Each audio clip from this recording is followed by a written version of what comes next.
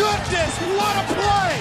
Fumble the ball, and Denver has recovered. Oh, my! Dempsey kicks, it's on the way! It is! Good! Good! The Philadelphia Eagles are Super Bowl champions! Oh, he caught it! Oh! Unbelievable! All right, here we go. Hopefully that was the smoothest intro we've done. Welcome everybody to episode 2 of the 2020 season for the FOMFanatics podcast. I am Jam. That is Phil, the commissioner, and we're ready to go and get into episode 2. How's everybody doing? How are you doing, Phil?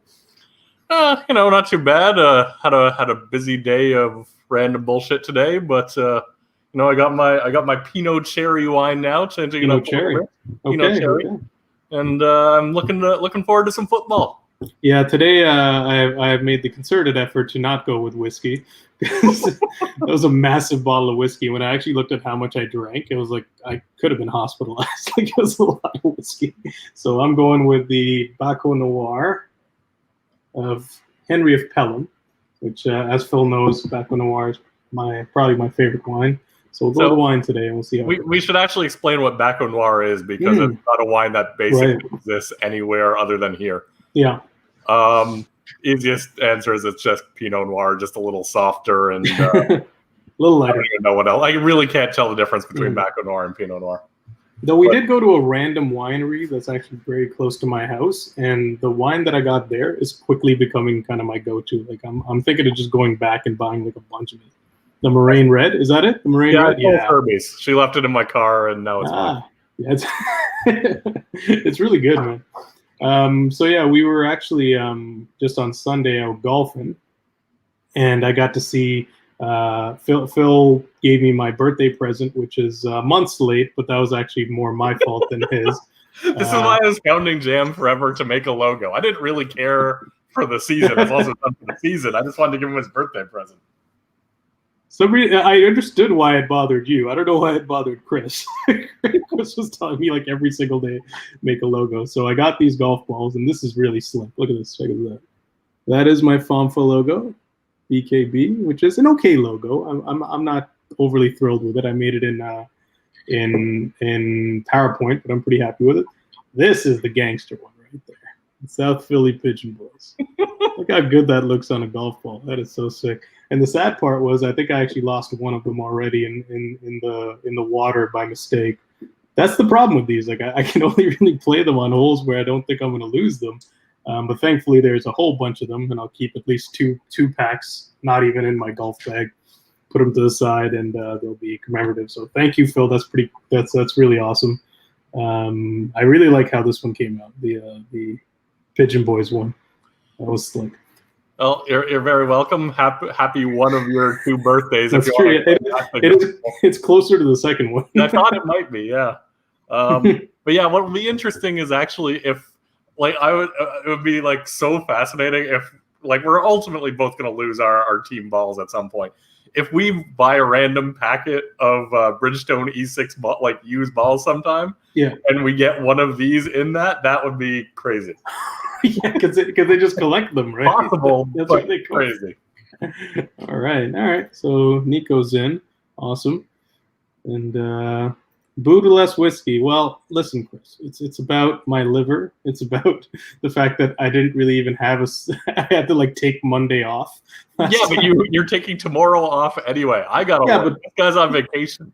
Yeah, but tomorrow I'm driving to like cottage country with like my family. I can't. I gotta be in decent shape for that one. All right. Fair enough. One technical thing let's try to resolve. As far as I can see, and I'm assuming maybe other people can confirm this, your video is way out of sync with audio. So really? If you restart up, it looks better now already. So I wonder why. I don't know, but you're fine now. Okay. All right, so which league were we doing first? I don't recall the plan of action here. Yeah, I think from last time we're going to take some obviously some feedback from the last podcast, and we're going to try and make it a little bit more segmented, so it's easier for people from each league to follow, because last time we were just kind of all over the place. So why don't we start with FOMFA? I have this neat banner here. Who's actually watching right now? Actually watching right now are Chris Back, who's in both, and Nico, who's in Ben Wyatt. It's only two people, huh? And Nico, I believe, has already made the comment. I can listen to people talk about other teams, and that's the best thing we've got going on tonight. Historically, this podcast has been listened to by everyone in the league. It's just maybe not always live. People have better things to do. They're not gonna. They don't need to schedule their life around us. Exactly. The only advantage to live is being able to comment on what we're saying and have us directly address it. Ryan is here too. Ryan's. Yeah. I'm only basing this on what you call them. Actually, I only see as in two. Yeah. So I don't know. All right. Well, let's start with FOMFA. That was the original plan. Sounds good. I know Ryan's got a kid, so let's. I'm gonna try and keep up to date with this little banner in the corner here. If we switch over to Ben Wyatt, I'll switch to Ben Wyatt. This is more for me to timestamp it easier when I go to upload it. But we're trying some new things. We're gonna figure this video content, the video concept out a little bit as we go through it. But for people who are in Ben Wyatt but not in FOMFA, some big trades happened. Yeah. All related to one team. Ryan was just bored out of his mind. I can't think of the other reason that this would happen. And ended up making, how many different trades were there here? 5 different, one of them was just fixing a trade. So 4 different trades, all basically in one day. Yeah, it all kind of happened while we were at the golf course. We're just seeing like notifications pop up and pop up and pop up. So we're talking about the 23rd, right? Because he made a few little minor trades too. I can maybe put it up on the screen and we can talk through them. Yeah, that's what I was hoping. If we had a plan better in advance, we would have just had like, here's what each team gives up and gets in this, but let's just do it one trade at a time, I guess. No, I can at least put all of them on the screen at once, like the transactions page. I'll just put it as an image, and we'll see. Either way, it's going to be way easier going one trade at a time than trying to think, okay, this guy moved to here, who got... Yeah. Like, I don't know what Ryan ultimately ended up with at the end of all of this. Yeah, it's tough to follow. Okay. I see you reading, but I don't see it on the screen. Okay, so let me see. So should I put it up or should we just read through it? No, put it up. It'll be easier to follow. Okay. Let me try and upload that. Should have been more prepared here, shouldn't I? Upload this up and there. That should take a second. We're prepared. All right, there it is. So this is all the ones from Sunday, and the one at the bottom is the one that happened first, right? Yeah. So I'll give some context in terms of contracts here. So the first one that happened is the one on the bottom. It's like, okay, that's interesting, but it's not game changing. It's just who values who more sort of thing. Minkah Fitzpatrick, Antonio Gibson, 2nd round pick. Rookie deal, obviously. This year, based on his rookie slot, Gibson is scheduled to be making $1.4 million approximately. The rules are the same as in Ben Wyatt as well, that you get a rookie for 3 years and then have the ability to extend them. So running back, nice and cheap. There's just some question. Is this a running back who's actually going to be extremely useful? And be someone who's like, a 3rd down pass catching back and can get you points, but isn't someone who you really want to be starting? Or alternatively, is this someone who's just not going to do much of anything and is currently just built up on hype based on the fact that Washington doesn't really have any clear option here? So there's a lot of ways you could look at Antonio Gibson, but like his value is pretty well known around the league. It's just, or even around fantasy football, it's just what you like. Now, Minkah Fitzpatrick is the interesting one here because he obviously one of the best safeties in the game, and he was also extremely cheap. Currently making only $650,000, still on his rookie contract. Expires this year, but very easily extendable. Cheap to do for a number of years now. His 184 points have got to rank as one of the top, if not the top, in the league. Yeah. I'm just going to take a quick look at this. Well, what's your thought on the trade while I figure this one out? Well, I was viewing the trade from the point of view of like, Ryan has been obviously, I mean, he's been reaching out to a lot of people, and I think it was just Sunday when he got a chance to start pulling the trigger. He definitely is looking to compete this year. He's looking to compete every year, really, but he's making some pretty concerted effort to do so. And his safety situation, though he's a big fan of defense, I think his safety situation was okay, but like it definitely is very much solidified. And now it's probably the best safety situation in the league, I would say, with Tyrann Mathieu, Malcolm Jenkins, and Minkah Fitzpatrick. I will say that it is the second best safety situation in the league based on rankings. Second best based on the ranking, but yeah, like it puts them right up there. And I think this was a move predicated on also kind of moving through and trying to get a starting caliber running back, because that was his biggest need. So Antonio Gibson, I guess he didn't really have much use for him because if you looked at his team, it was loaded with a lot of running backs that you can't really use and you can't start. So maybe he just already had a couple other irons in the fire. I'm not sure why this one was the first one, but I get it from his point of view. So here's why I like this from Ryan's perspective. Fitzpatrick, first off, he finished first in points amongst safeties, like number one in the league. Now, that said, there are some question marks with him going into it. Interceptions are extremely variable from year to year. Yeah. Fitzpatrick had 5 interceptions. Where he lacked was in tackles. He only had 42 tackles last year, which when you're ranking defensive backs doesn't even put him in the top 32. I don't know how far down it goes. But tackles are where you usually will see repetition. Like the guys who tackle a lot will tackle a lot from year to year. Have someone like Buda Baker with 98 tackles. Mm-hmm. He may not get 98 again, but he also probably won't get 0 picks again. So, he's going to be a top option going forward. I expect Minkah Fitzpatrick to still be good. I mean, he's a great safety, but I don't think he's going to be quite as fantasy relevant. I mean, it's hard to live up to number one, but it wouldn't even surprise me if he wasn't in the top 10 this year. If he was 10 to 20 range for defensive backs, that's sort of where I would anticipate him being at the end of the season. That said, I still like this because Ryan drafted Antonio Gibson with a second round pick. Yeah. So that's the part that he basically just took advantage of situation on Washington and got a second round pick back and then added Minkah Fitzpatrick on top of it. Yeah. And it's you probably don't want to pay too much for situation in terms of rookies. Long term, you would expect the talent to shine through, especially with running backs. So just saying, oh well, Weiss is out beating up women and whatever else he's doing. Yeah, women, raping people. Yeah. That's not necessarily saying, oh yeah, it's Antonio Gibson time, because if Gibson isn't talented in the first place, which is then Washington will just draft another running back next year or sign one or something. And if he is talented, you would be pretty certain he would find his way into a role regardless. So I don't think the situation is that important, frankly, except in redraft. And redraft, yeah, situation matters. In Dynasty, less so. So I really like this move from Ryan's perspective. Yeah, definitely. It was just the first of many, because about 40 minutes later, you see the next trade that happened between Cloud to Ground and Ryan's team. Cloud to Ground is actually Jason's team, for those in Ben Wyatt.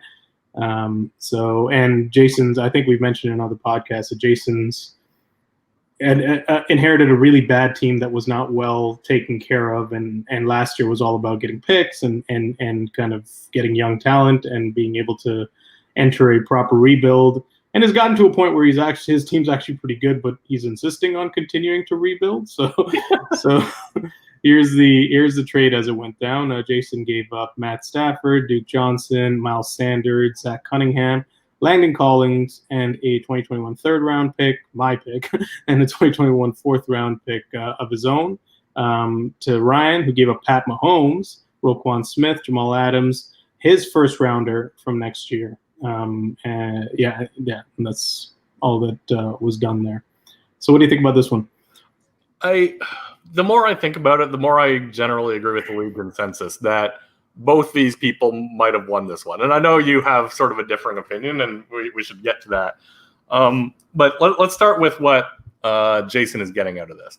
every single person or pick Jason got in this deal is relevant. They're not throw-ins. It's not like half the shit that Ryan got in this is basically like throw-in guys. They're all key pieces to any deal that you would love to have. Obviously, Mahomes is the biggest piece here. Just signed an extension. He can be on your team now through 2024, making only $10 million. So assuming Jason has decided I'm not competing this year, it means his window for using Mahomes is about 3 years, 2021 through, I guess that's actually 4 years, 2021 through 2024. Yeah. So he's got a young, great QB going forward at a very reasonable price. You even get like someone like Drew Brees as a free agent. They're getting like $18, $20 million. If you're hassling people, you might push them up to even 25 like you did with Matt Ryan last year. Oh, yeah. So you're getting like a good save. Like if Mahomes were on the market, he'd probably get somewhere around like 30 mil, I figure. So you're getting about 80 million of value having him at 10 million for another 4 years. So I haven't actually done the math on this because that'd be an interesting way to see who won this trade. But 80 million in additional value there. That's huge. You look at Jamal Adams. This one's a little more interesting from Jason's standpoint if he's not competing this year, but I think he's said he's competing next year. He has 4 first-round picks next year. He's definitely going to be someone to worry about then. Yeah. But Jamal Adams, $4.5 million signed through 2022. Can't be extended either. But again, one of the top safeties in the league. So you can't go wrong there. Roquan Smith, I think it might have pained Ryan to give him up a little bit. I know he's a Bears fan. He's always liked Roquan, but practically Roquan hasn't done much. Like if you look at his scoring last year, I'm like, how did he only get 116? I'm like, he must have been injured for a time. And he was. There were 3 weeks where he was out. But even 3 weeks of production, this still puts him in like the 140-ish range, which is good, but it's not great. So his contract's $2 million. It ends after this year, and given it's already $2 million, Jason is going to be asking himself how many years you want to sign him for, right? Yeah. Like 2 is a reasonable number, and that would end up being a $4.5 million contract for 2 years. If you get to 3 years, you're paying him almost $7 million, and he hasn't actually done anything to deserve that. You could get another linebacker for that price. So the value here actually depends on you don't want to oversign guys, even if they're good. If you're paying them what they would get on the market anyway, you've essentially just crippled yourself. You want to make sure your extensions are giving you value like the Mahomes one does. So you can't really sign Roquan for that much longer. So good piece, but not anything amazing. Now the first round pick of Ryan's, this one is interesting because even after all these trades, Ryan is still projected to compete, but likely miss the playoffs. So it means his pick is probably going to end up somewhere in like the 8 to 10 range. Yeah, 8 to 10. Maybe he just fails and goes worse. Maybe he hits and goes straight through the playoffs to the championship. But 8 to 10 range is where you'd be sort of expecting this pick right now. Next year's draft, there's a lot of hype about this one. Next year's draft is almost as good as this one.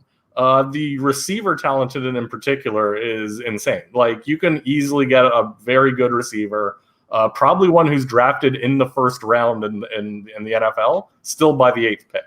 Wow. So Jason, that pick's going to be super valuable to Jason there.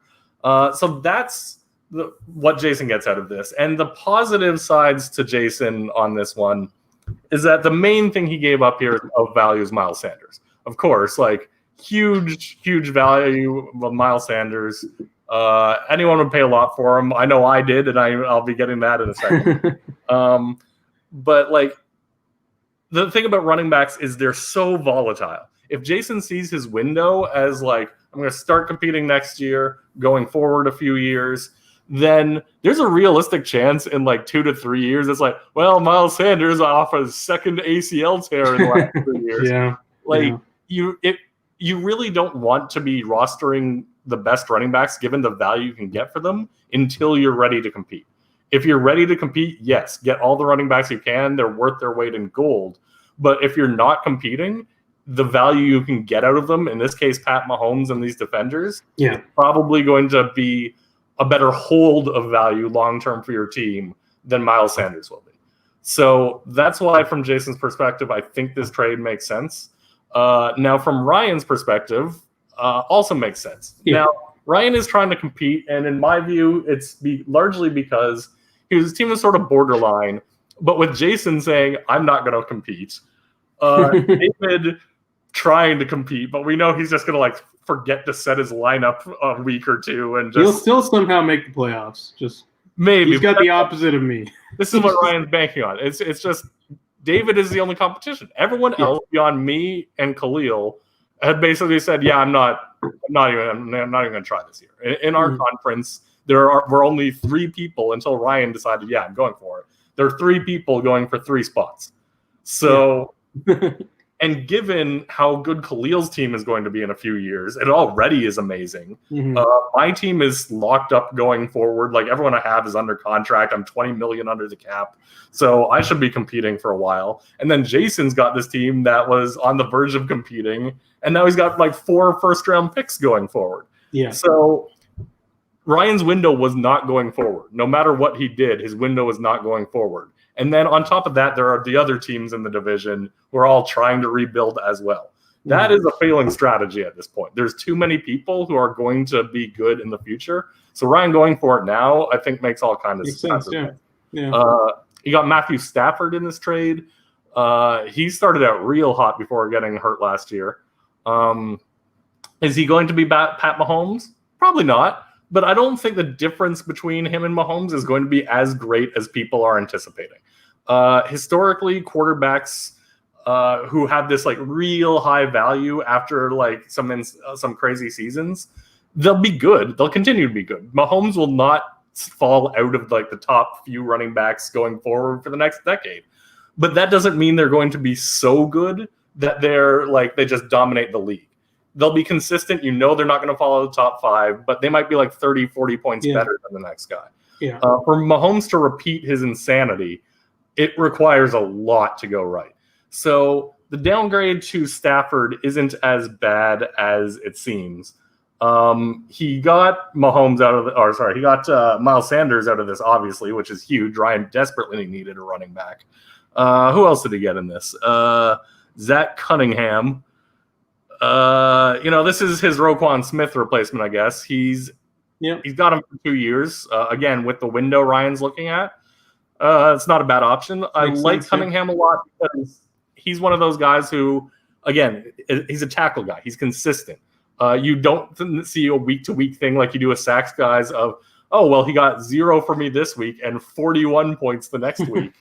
It's great blowing out your opponent, but you could also lose a lot of games that way. Whereas if your players are just putting up constant 10s, that's going to help you out a lot. So I think Zach Cunningham is great from that perspective for him.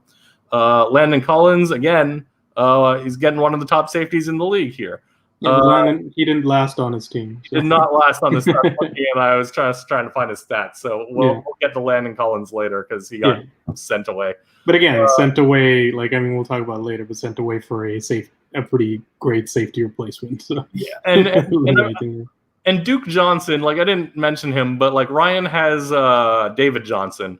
Mm-hmm. So it's a good handcuff to have. You don't know what's going to happen with David Johnson. Yeah. But at least this way, it's no matter what happens in that stupid backfield, he's got it. Did it?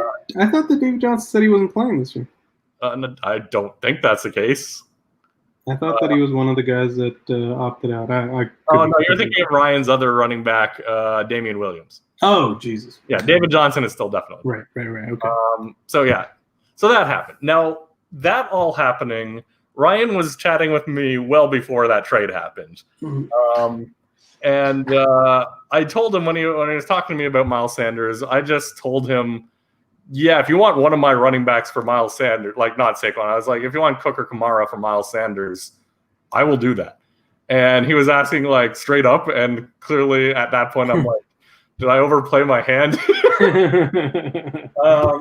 Not straight. Well, yeah, but I said I realized that Kamara's contract, not only is Kamara ranked higher, but he has a better contract than Cook.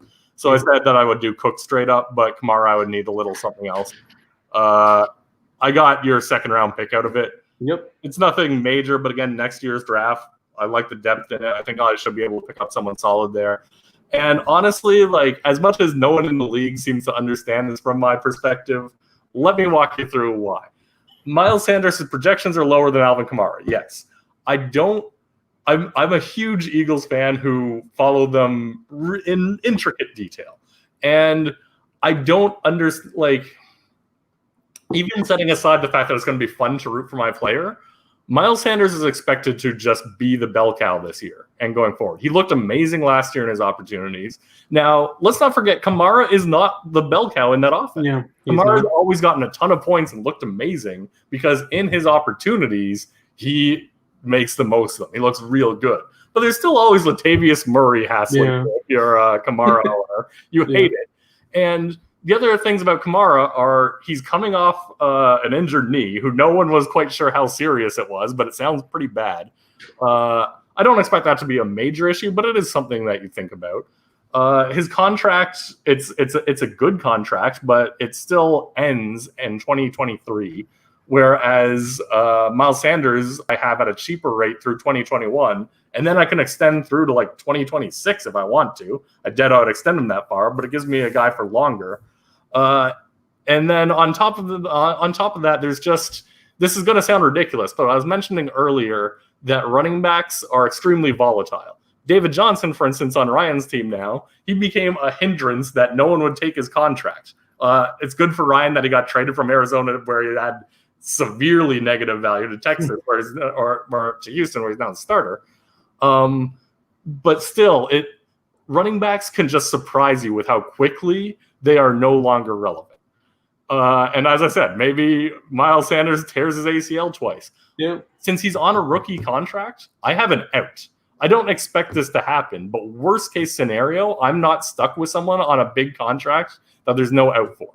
If Kamara just like fucks up his knee again and just isn't himself going forward, Ryan still has to pay him, $11 million or whatever for 2023. I don't think that's a likely outcome, but it's again something that factors into the decision. So I have a guy I think has a similar possibility for points at a much cheaper contract, a longer contract with less injury probability. When you look into Sports Injury Predictor, the website basically says Sanders has one of the lowest probabilities of any running back, whereas Kamara is one of, if not the top likely running back to get injured this year. So all that together, as much as the league doesn't understand what I did, I defend it to the death. I think Miles Sanders and getting a second-round pick out of it as well, I think it makes sense. All right, let's go to this is Nico's question about the trade. He's in from Ben Wyatt, so he doesn't have the information. What are the contracts? Let me look. Alvin Kamara has been extended, so he's making $11.8 million through 2023. That's fully guaranteed at this point, but it's a number of years. Ryan's got him for 4 years now, so that's good. But after that, outside of franchising a guy, that's it. Miles Sanders, let me just go to I think I know roughly what he's making, but let me see exactly. Miles Sanders is making $4.8 million instead of $11.8 through, and on his rookie contract through the end of next year, at which point he can be extended for up to 5 years. Yeah. So I mean, from my point of view, and I don't know why, like, I think you're right. I accidentally in the poll said that Brian and Jason won this trade. I meant to actually put a mark for you because I did actually like this trade very much. And I was telling you that when we were at the golf course, because one of the reasons that I had finally gotten comfortable with moving Kamara last year was that one, it was like it was a point at which I thought I could get some value and fill out some needs for me. But I think the bigger thing was that it was worrisome. Like, he didn't really have. He had 2 years where he had like these injury issues. He's not the bell cow, and he was okay last year. He wasn't tremendous because he was hurt a lot of the time. Yeah, he was playing hurt. Like I don't know why so many people were surprised when he talked about his knee. I was like, I knew that last year. Like, I knew he was playing hurt. I was expecting him to get better going forward. But yeah, you never know how these sort of things are going to linger. Yeah, and one of those things too, the other thing that was always on my mind, and I don't know how much this affects a running back, but I think it does in Kamara's situation, is how long does he have Drew Brees? which could affect the Saints' offense completely and what the Saints do moving forward. I know it's different for a running back than a receiver, but he is a running back that takes a lot of passes. Yeah, it's not even necessarily about the passes as much. It's about the efficiency to move down the field. Mm-hmm. If a quarterback Right. 3 and out, you had 3 chances, and that was it. And now the other team's got the ball. If you don't have the opportunity to even get the passes, it doesn't really matter. Even if like the passes are going to someone else, it's extending the drive. It's giving you more opportunity, giving you opportunity for carries, catches, touchdowns. If you have someone who isn't Drew Brees and is not extending the drive in that way, I don't know if that's going to happen, but it will definitely negatively impact the Kamara in that situation. Yeah. So, well, Nico seems to agree. Sanders all the way. I like this from Jason here. Phil is don't talk about Sanders now that you have him. What about when I bid him up in BWAFF? That's because he went crazy expensive. Yeah, I was surprised at how high you went with him, knowing how you value your valuation of running backs. And at one point, you just had to say, I want him, but I can't. Yeah. The difference here, Jason, is that in FOMFA, the main difference here is the contracts between them. I have Sanders for cheaper and a lot longer. Than the potential of Kamara. If the two had the exact same deal that was expiring in like a couple of years, which is essentially the situation in Ben Wyatt, it would be a much harder choice for me. And the majority of people, based on ADP, would be taking Kamara for sure. Kamara is usually the 4th running back off the board after CMC, Saquon, and Zeke Elliott, whereas Sanders is like something like 9th or so. So Kamara in a vacuum is still the better option. As I said, I've told you before, Jason, I do value Sanders more than most people do. That doesn't mean I'm going to pay him like he's the 4th best running back in football. You'll notice my team in that league has basically no running backs because I maintain everyone went insane, and that didn't seem like the prudent thing to do. Yeah, the difference between Sanders and Kamara was about $3 million in Ben Wyatt.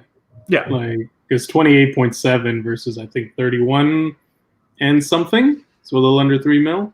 Yeah. Well, he's noting that he does not have him for any amount of time yet. Has not submitted contract. So 2-year contract? Is that what we're saying? I don't know. We'll see how many. It's going to be interesting, actually. I'm curious to see how many years people give the running backs because I really got to think about it. Yeah. That's the other thing I like about my receivers. Like Michael Thomas is not going to not be good. Yeah. Like even when Bridgewater was throwing the ball last year, it's like he's still good. Yeah, killing it. There's no risk there. Tyreek Hill, where's Pat Mahomes going? Tyreek Hill's going to be fine. Yeah. I mean, like I know that I was saying that when just going back for a minute to the Jason and Ryan trade, I actually agree in general that like I was just kind of surprised because it seemed like Jason like had indicated pretty clearly that he wasn't a fan of being projected as with a winning record, so he kind of wanted to continue because he and you got to respect the guy for having the plan that he has because he probably in his view is not looking to middling compete. He's looking to try and win the league. No, maybe that takes a bit of time. Absolutely not. I don't respect this at all. I can someone when they're saying, you know what, it's not my year. I'm not willing to give up all my future draft picks and go all in. I get Jason not doing that. But it's a whole other thing to just literally be like, I'm going to try to suck because I want more draft picks and to just really dominate later. Well, I mean, he has his own first round pick out of the other 4 that he has. So, I mean, if he ends up getting one of the top 5. I think it's cheap as hell to try to do that. Jason has talked about that. I don't think he's actually been doing it. This trade, I think it makes sense for what he's trying to do. His team is still good. It's not like the players he got are projects who are not getting him points this year. Yeah. So I'm giving Jason shit because he said he's going to try to tank. But to his credit, his team still looks competitive. I don't think he's likely to make the playoffs, but it's not like if he starts benching these assholes, I'm kicking him out of the league. Well, I mean, I'm not inviting him back. It doesn't affect him in terms of doesn't it go on what you call it. No, it's potential points. Yeah, okay. Potential points. Yeah. Bench Mahomes all you want. You can bench Mahomes, but those potential points will eat at you, which is a great rule to avoid this random just bench your good guys and get and take the hit for a better draft pick. And to the point that you were making about when it's time to go for it. By that point, he probably uses one of those top picks on a running back, which is what he lost in Miles Sanders, right? And with Mahomes, you get a guy who really you can extend for a very long time, who was worth way more than you're going to be paying him. So I think it makes sense. Oh, that's interesting. Well, Phil. I have talked about this trade enough.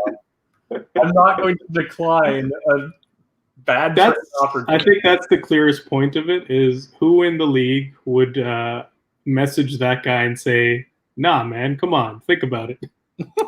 he offered it to you. He didn't come to him. It's funny, too, because I actually offered him a better deal. I don't even remember what it was at this point, but it was definitely better than what he countered with. And I was like, oh, all right, that's fine.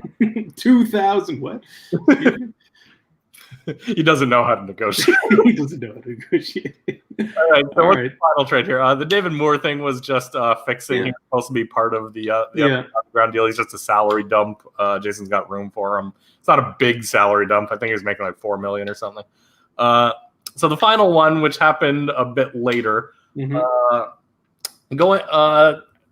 Ryan sent Alan Lazard. I've never been sure.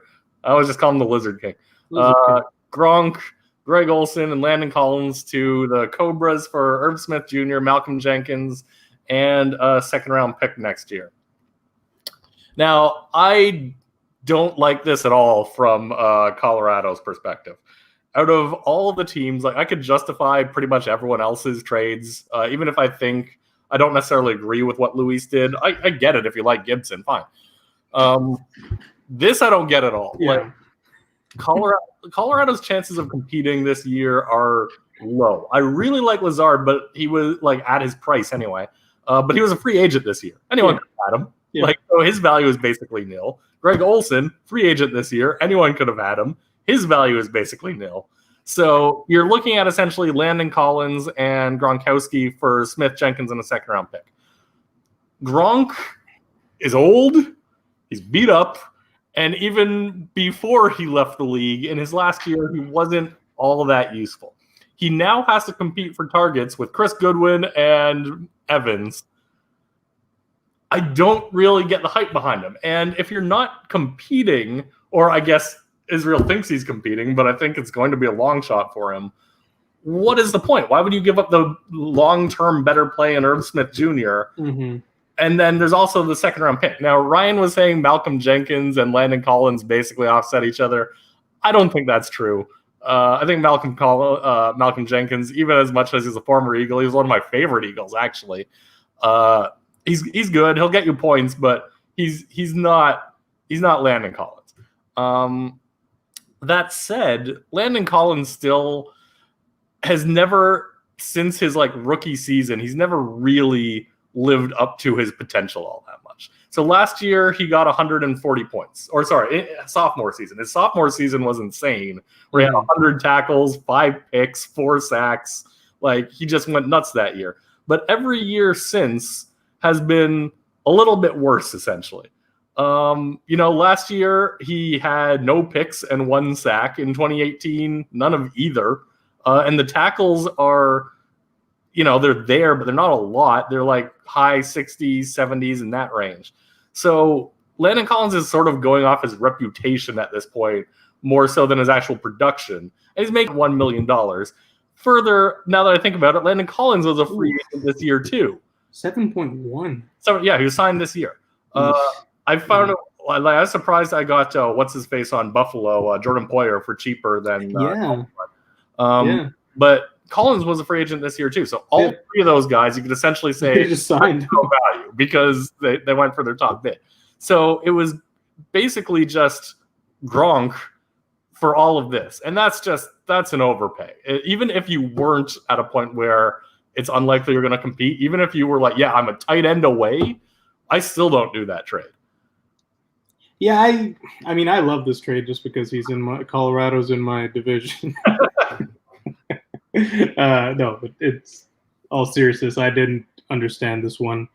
I think I'm one of the guys that believes a bit more in Gronk this year than you do, but I don't think he's like going to be Gronk of old because of what you mentioned in terms of target share.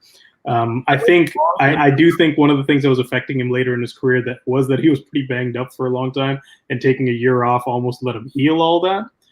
That's at least what I've been reading about Gronk, and what it seems exciting to see him come back. But he's not going to be Gronk of old. I mean, there's always a chance. I really like him as a backup tight end with a high upside. Like if you don't get one of the elite tight ends, I like the strategy of getting someone like someone like Cook or someone like that Atlanta guy that I've forgotten the name of, that everyone, Hayden Hurst. Ah, yes. Someone like them, pairing them with Gronk. That way, odds are one of your 2 lottery tickets is probably going to hit. Yeah. So you get sort of that. There's a chance you get that high end production without investing a high end draft pick. I like that strategy, but just assuming this guy is going to be successful, he is going to be my tight end for the season. There's a lot of risk in that. And also, is he going to be your tight end for just this season? Like that's the other thing that Israel's team has to face is like, and we know that that's Israel's style. He always really wants to go for it. He doesn't ever really commit to rebuild. Same as Steven, who's Team Marines owner, who's also in my division, which makes it really annoying to be in my division because there's a bunch of people that are kind of going for it, which is just enough to get those wins that you really need to get when you're trying to get to the playoffs. It's not a good Okay, so we've seen a number of teams that have rebuilt and turned themselves into, oh wow, they're looking good. Mm-hmm. I've managed to not have to rebuild, but the only way you could actually consistently compete without rebuilding, if you're not you need to be at a point of like just dominating, where you can trade players of like a lot of value for a ton of future value without harming yourself in the process. Yeah.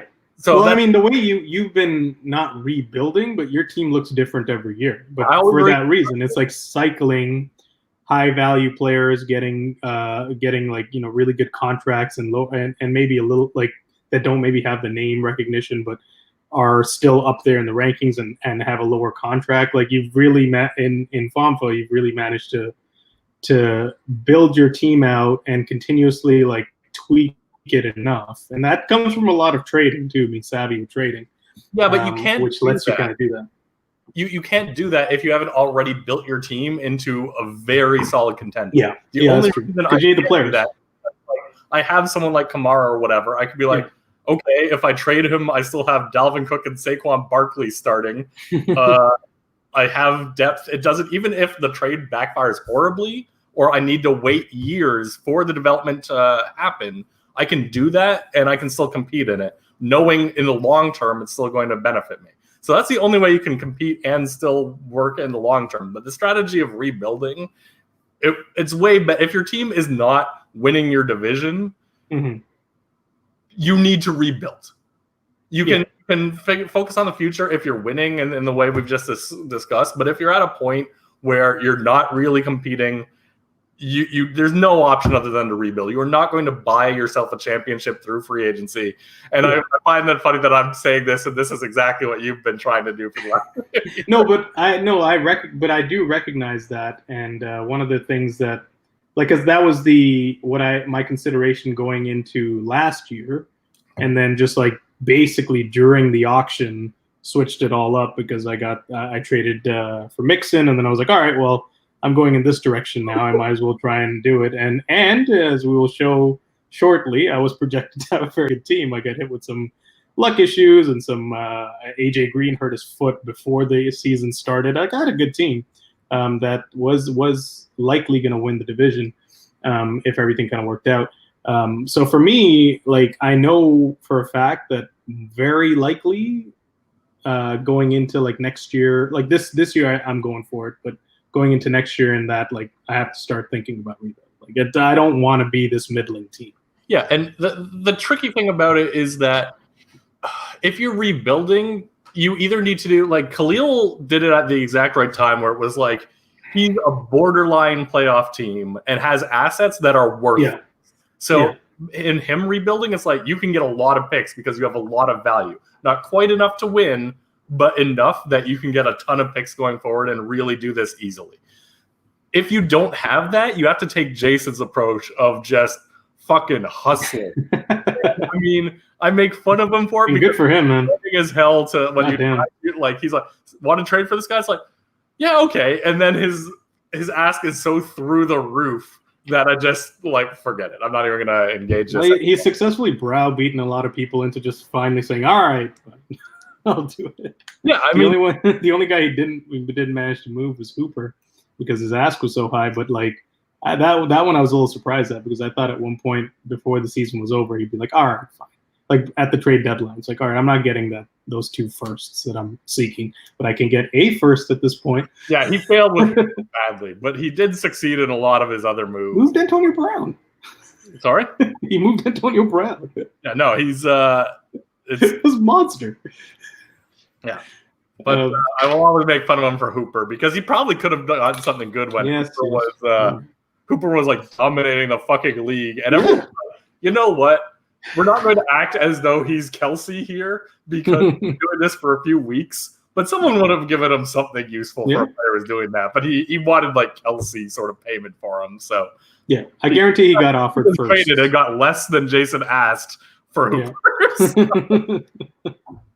So yeah, like I do, and I'm hoping that's the position that I'll kind of be in, at least with the players that I've got, and timing too. It's like paying attention to that timing. If I'm not looking like I'm going to the playoffs, then I need to see who is and who wants to kind of really upgrade and try to win this year. Because that's what Khalil very successfully did as well, was like timing wise, like who is really trying to go for it around the trade deadline, and who can I move my great all these players to. And so I completely agree that the rebuild is the way to go once you are kind of a middling team.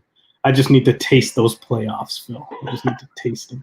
Once I've tasted the playoffs, I'm gone. Speaking of tasting the playoffs, I should have sent you this before, but I sent you to your iPhone, to your email, whatever is easy for you to put this up. But basically the projections, the last Monte Carlo simulation for FOMFA, so we could see where the league's looking at after all these trades. Oh, good. Very nice. nice. From the other league watching at it was a little strange because we reran the simulation after all these trades happened, and the conclusion was you're all idiots. The person who improved the most was Raya's divisional rival as a result of everyone else managing to make their teams worse. Now, we've analyzed it from our perspectives. We don't necessarily agree with that, but it's just sort of funny that that's what the simulation was saying. So, all right, let's put it up. There we go. You want to take us through this, Phil?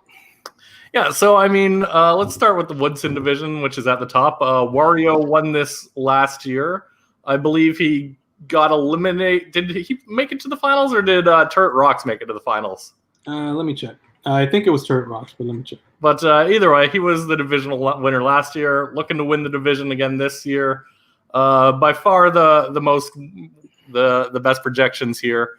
Yeah, he lost in round 1, actually. Okay, well, he's the only team expected to make to have a winning record in this division, and he is expected to be the jewel of the conference this year. If you look in the points scored thing, it's basically saying there's 90% likelihood that the points are going to range between those two numbers that you're seeing. Wow.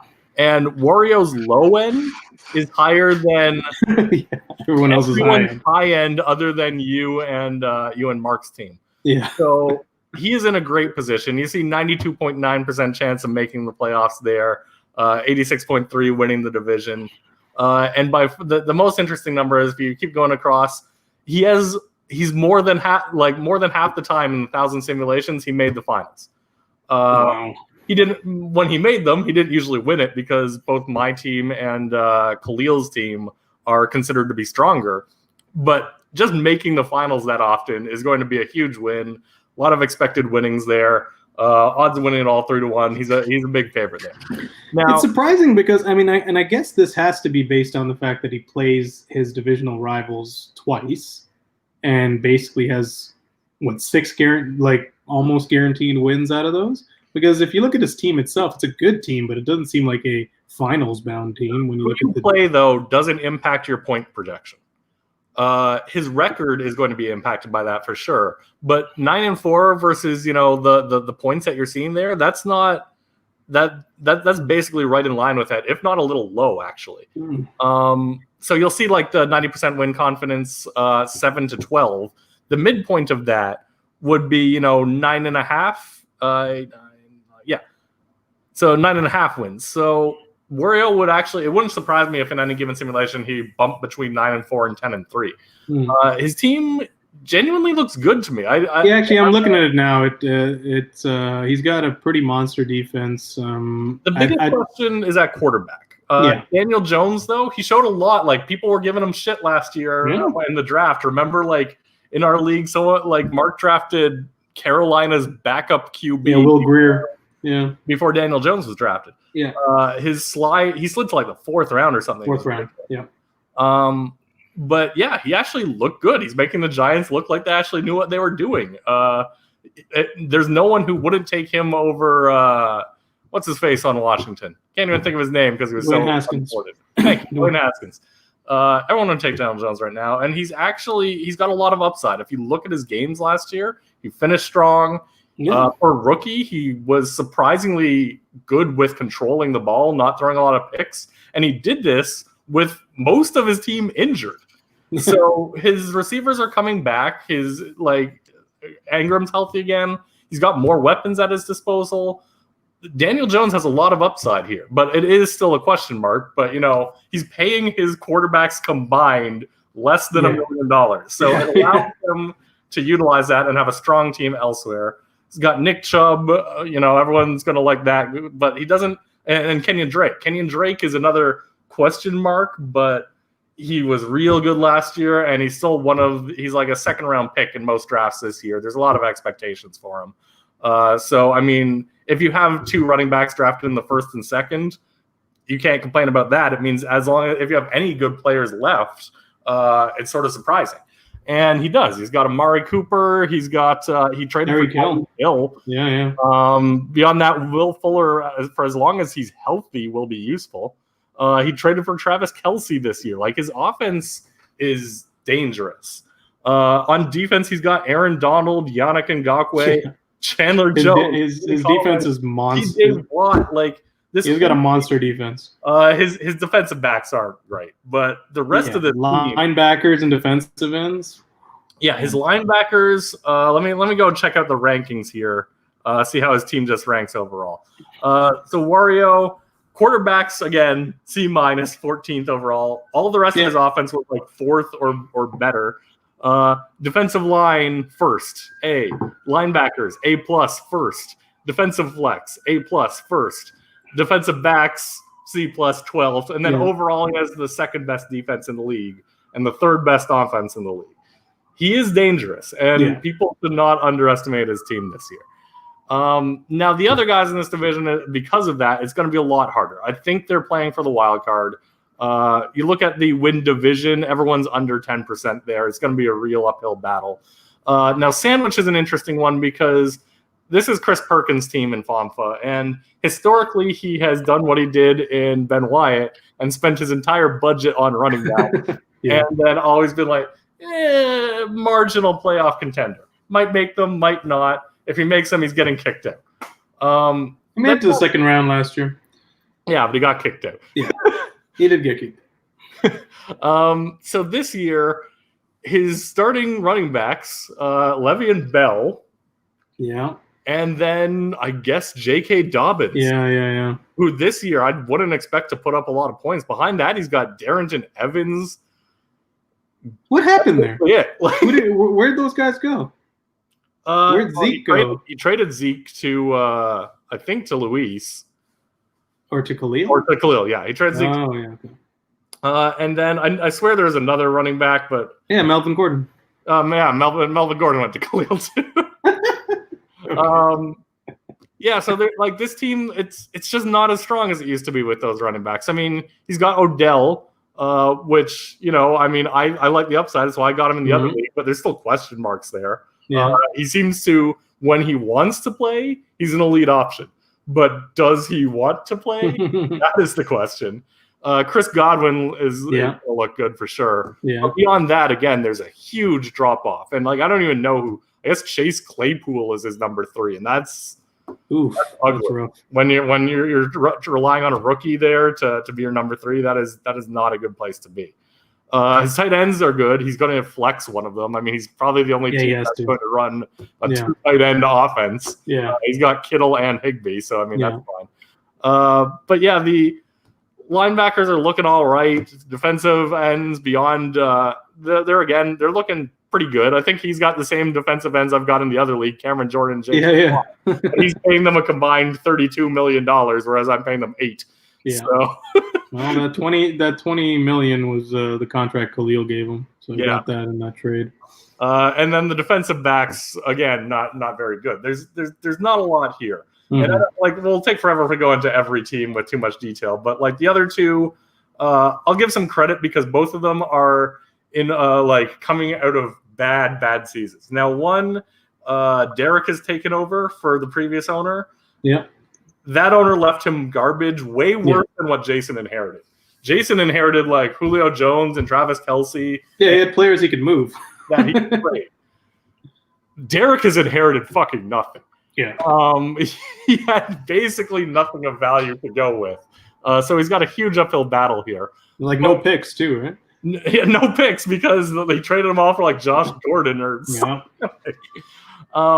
So he went out and he's like, you know what? I'm going to make a splash. I've got money, if nothing else. Mark Ingram, mine.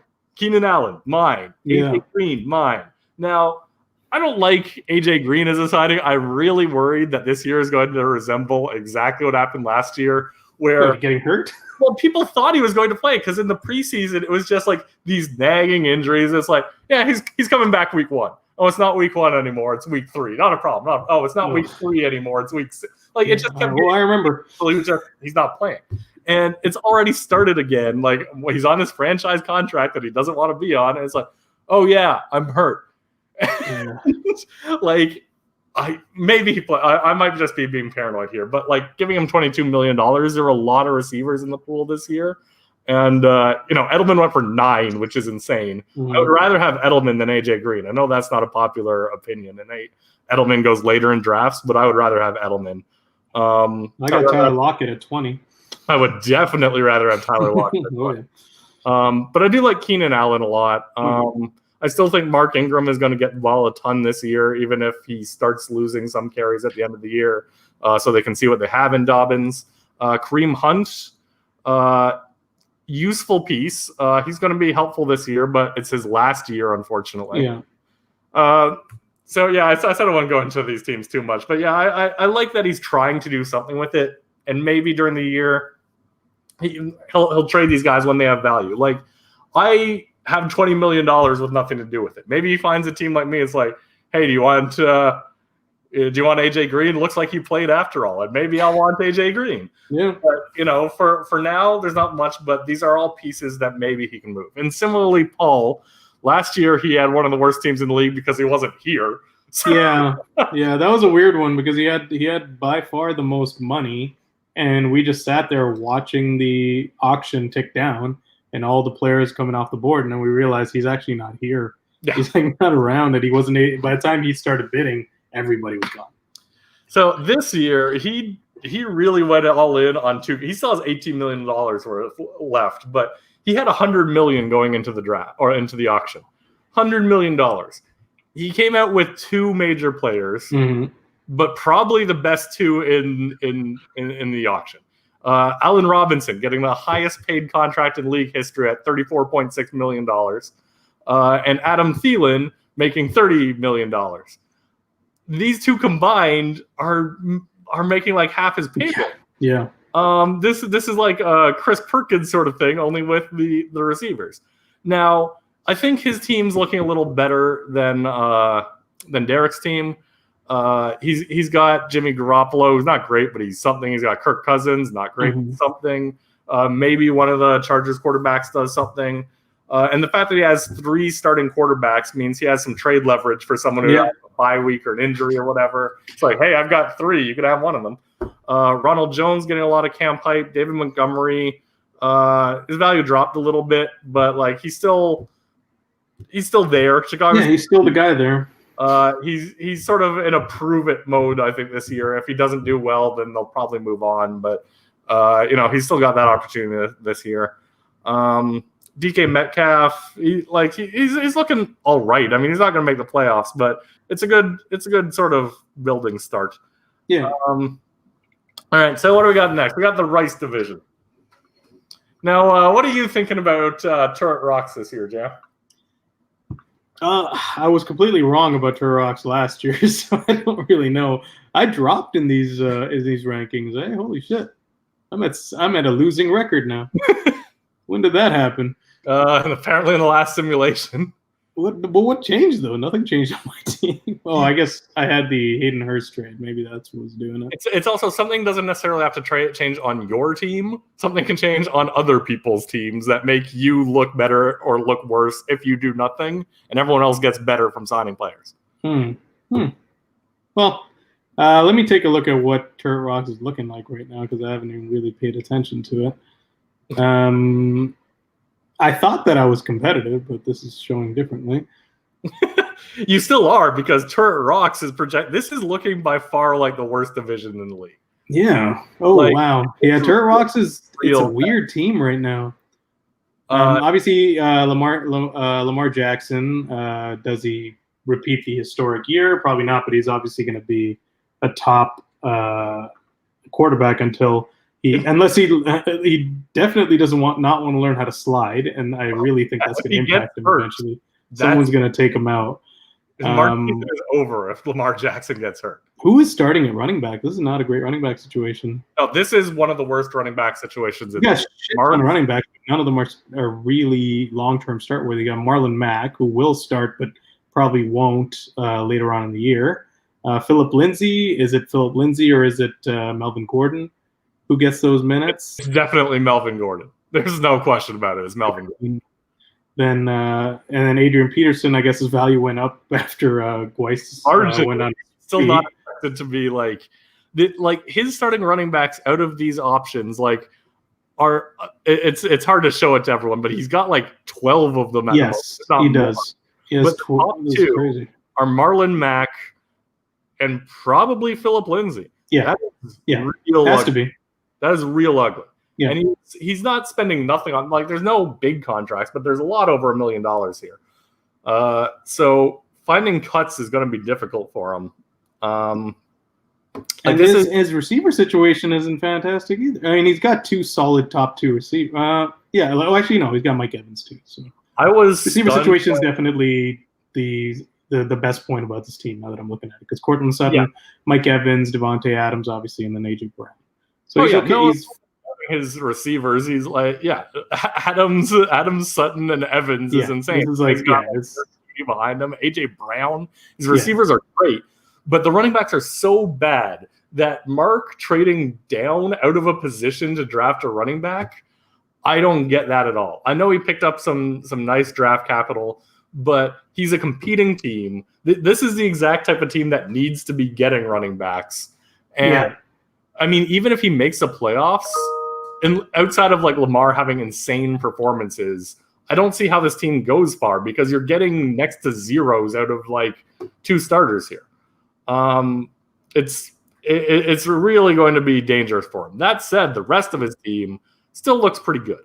Obviously, his receivers aren't just good; they're elite. It's got to be like where's he rank? He's got to be a second for receivers. What's that? First for quarterbacks, second for receivers, 14th for running backs, 5th for tight ends with Evan Engram there. Yeah. Overall, his offense ranks 5th. The biggest problem on Mark's team beyond the running backs is his defense is just trash. It has been every year. Sometimes he hits on people. Sometimes he has a pretty good record for finding guys and making things work. But like right now, the projections are just saying you have basically a roster of scrubs on defense. And he also doesn't have enough players. He is 7 guys over the maximum allowed for the roster because of his million running backs and wide receivers. but he only has 2 defensive ends and 3 defensive backs when we need to start 2 defensive ends and 3 defensive backs. So, there's a lot. He paid $2.5 million for a kick returner in the offseason when he has another kick returner making $4.4 million. I think Mark has got off the deep end, and someone should check in to see if he's okay. Yeah, this is looking. I mean, I hope that's the case because I'd really like to win the division, but I am currently ranked under him. He's got 71% chance making the playoffs still, even with the team that he has now.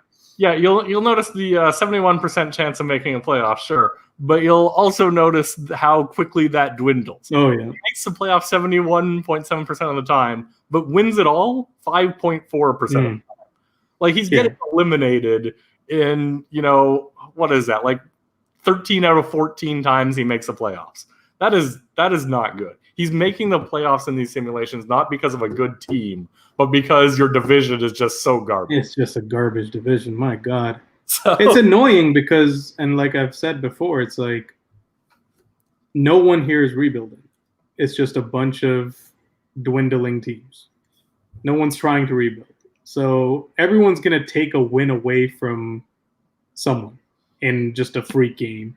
It happened to me last year on some key. Like if I had gotten, I think I needed only like one or 2 additional wins, and I would have been in the wild card. But I play my divisional rivals twice each, and I lost like 2 of those to teams that my team was stronger than. You complain about this, but this should be a huge advantage for you. Teams just sort of middling is exactly what you want because you can either like compete or don't compete or rebuild. Yeah, don't be one of the middling teams. If you're watching everyone else do that, you have a chance to say, okay, I'll rebuild and just dominate the next few years.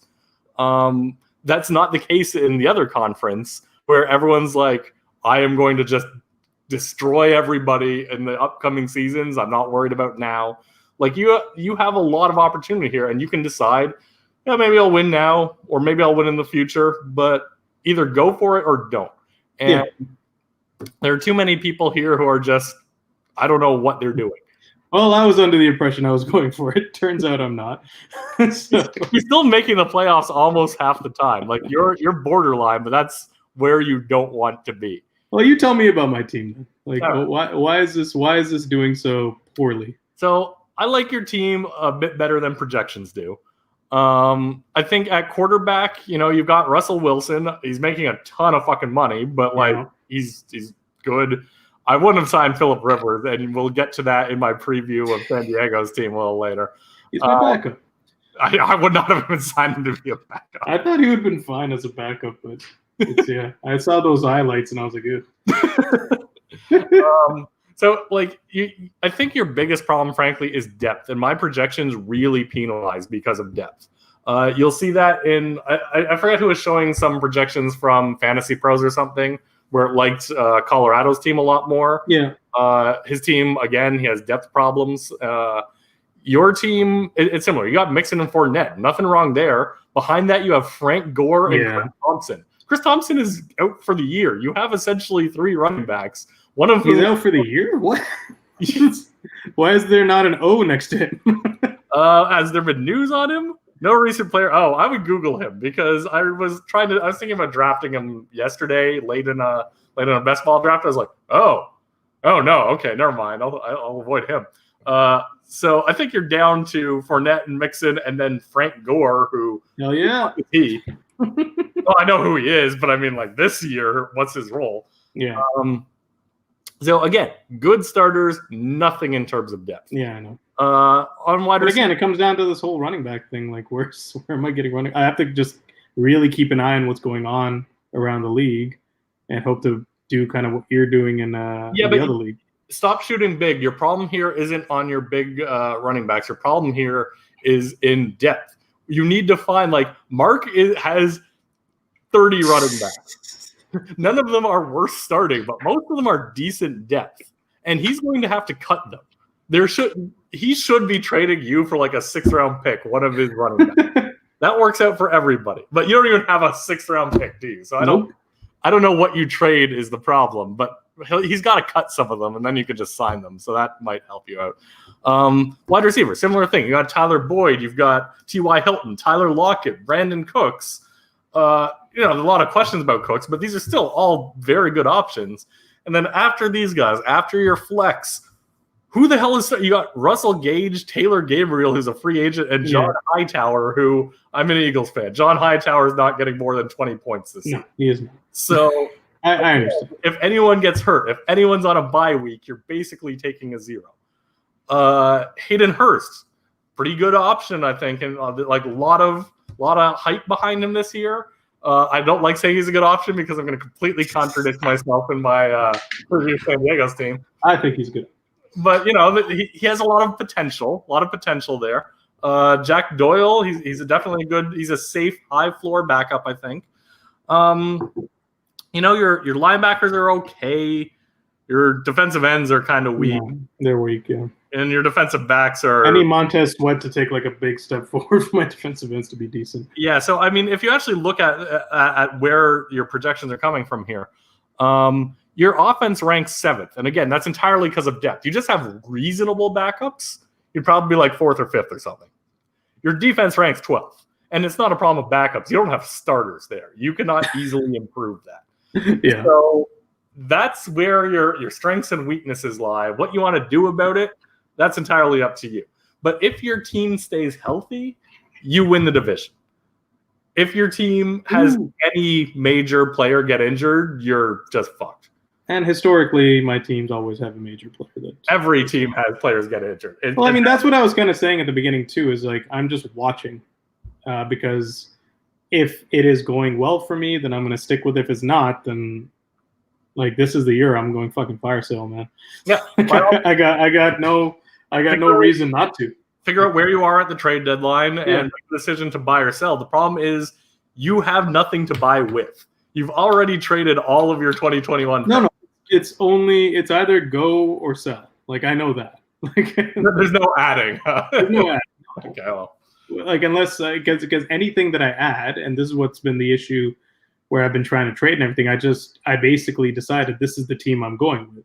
I'm gonna take care of my receiver situations in the trades I did last year, and my running back situation, and basically have a decent starting offense, and just hope for the best. And if it doesn't work out, then yeah, it's time to sell. Like I'm fine selling, because I've learned enough about this now to want to rebuild, like to actually want to do it, because there's nothing left for me to do. Yeah, no, it's just a matter of finding people who want to buy. Like I know you've tried to rebuild before and people were ridiculous. You got to do the Jason, even though you have assets. Like you still have to. Well, I think you have to be proactive. It depends about Yeah, I just got to keep pressing. People are really stingy with this, even if it looks like it's going to benefit their team. No disrespect meant for Steven or Israel, but your teams really aren't worth evaluating. They're not really going to make the playoffs, barring a miracle. It's not a new owner who's inherited some disaster and you're trying to do something with them. Get your shit together. Rebuild your teams. Like I don't really know what you're doing. Your purpose is basically to take a win away from me. Yeah, on an odd day. Doesn't make a lot of sense to me, but it is what it is. So they're gonna steal a few wins and annoy a few people, but that's basically their point in the league at the moment. All right, moving on to my division. I'm gonna let you give your thoughts here because it doesn't seem right for me to evaluate my own team.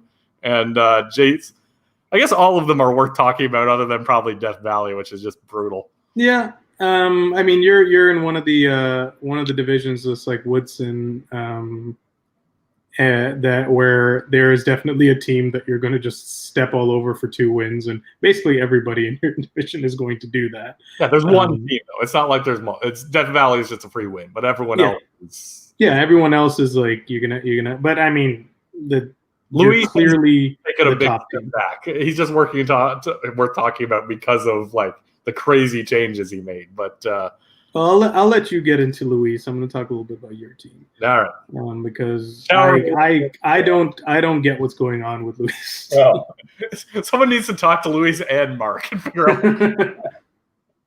But yeah, I mean, your team, it's like you really set your team up really well last year and won the league last year and have continued to do so, like with a lot of the same pieces and some tweaking this year to have. Like it's very hard to argue that this is a championship caliber team that very likely repeats or at least gets to the finals, unless you get hit with some horrendous luck. Starting QB situation with a QB situation with Carson Wentz backed up by Teddy Bridgewater. Reading a lot of good things about Bridgewater, so I mean we know what we're getting out of Wentz, but reading a lot of good things about Bridgewater and California. I don't know what we're getting out of Wentz. Well, we know we're getting out of Wentz in terms if he stays healthy, he's going to be very good. He's been productive with idiot receivers before, so it doesn't even really matter who he's throwing. 260 points last year. He had idiot receivers last year. He was playing with a practice squad. Yeah. And stayed healthy basically the entire year except for the playoffs, right? Definitely my weakest position for what it's worth, though. Yeah. I'm ranked 10th there. I'm not even in the top half of the league in quarterback. I'm saying like weakest position, but still like you're not losing a lot of points unless something drastic happens. I'm a Bird fan. I like to root for Wentz. And something I was looking at and showed you recently is that Wentz's and Bridgewater's schedules align nicely. Anytime one's facing someone tough, the other is usually facing some sort of like 10-ply opponent.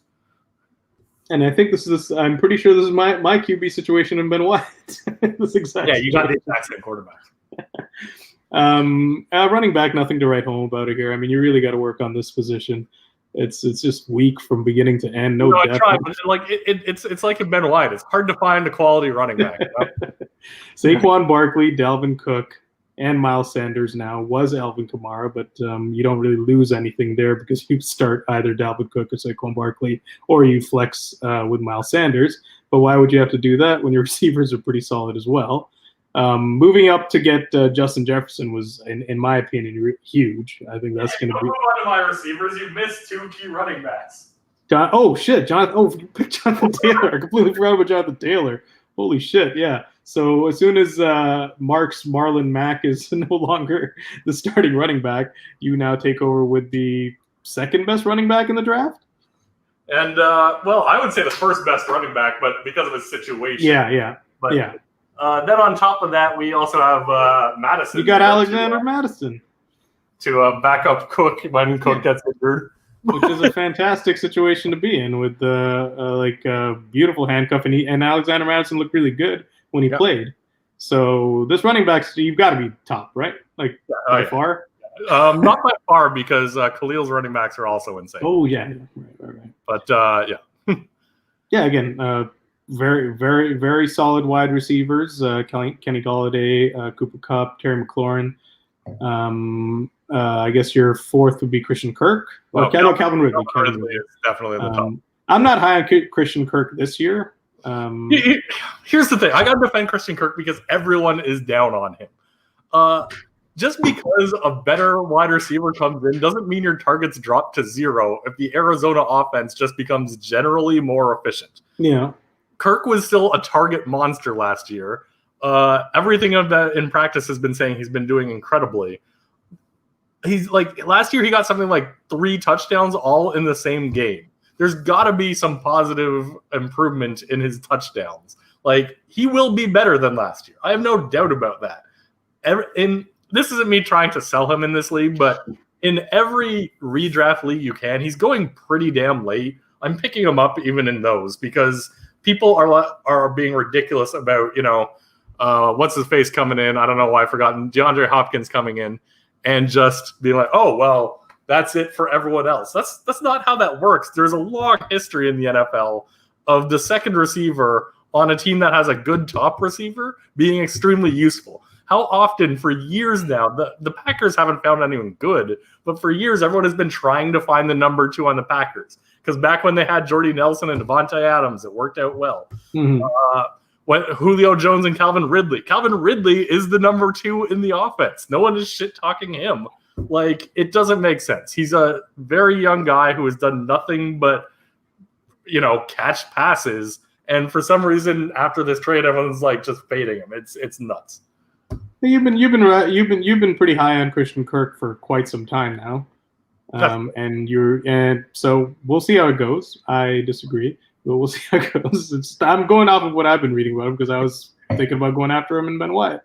Yeah, but as I'm saying, like it's not surprising because what everyone is reading about him is, oh yeah, just trade this guy, which is why he's dropped to like the 8th round in drafts. It's insane. If it weren't for everyone saying, oh yeah, you should stay away from this guy, he would be like a 4th or 5th round sort of pick. But because of all the negative hype, you can actually get him at a huge discount in most places now. But who was the number 1 receiver for Arizona last year? Was it Larry Fitzgerald? It was Christian Kirk. And he got 135 points? He was injured. Oh. Yeah. Look at the 135 points. He missed 3 games. And he also got basically no touchdowns in anything. Yeah, he had that one monster game. Yeah, where all his touchdowns. Give him even a reasonable amount of touchdowns, and I see what you're saying. 3 games back, and he's up somewhere around like 180 points. He's looking like the rest of my receivers. But again, he is, I guess, your number 4. Number 5. Yeah, so I'm not him just because I don't like everyone shit talking him for no reason. But you spent most of your time talking about your number 5 receiver. He's on my bench. And I already mentioned I really liked you moving up to get Justin Jefferson. I thought that's going to be a very solid move.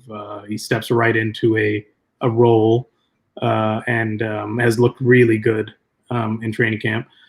I actually even like as trade bait. Kenny still sitting there as one of those Houston receivers that are super injury prone. Yeah, eventually get injured. He's worth nothing now, but at some point, yeah, one of those guys will get hurt. I hope it's not Brandon Cooks, but one of those guys will get hurt. Absolutely, probably.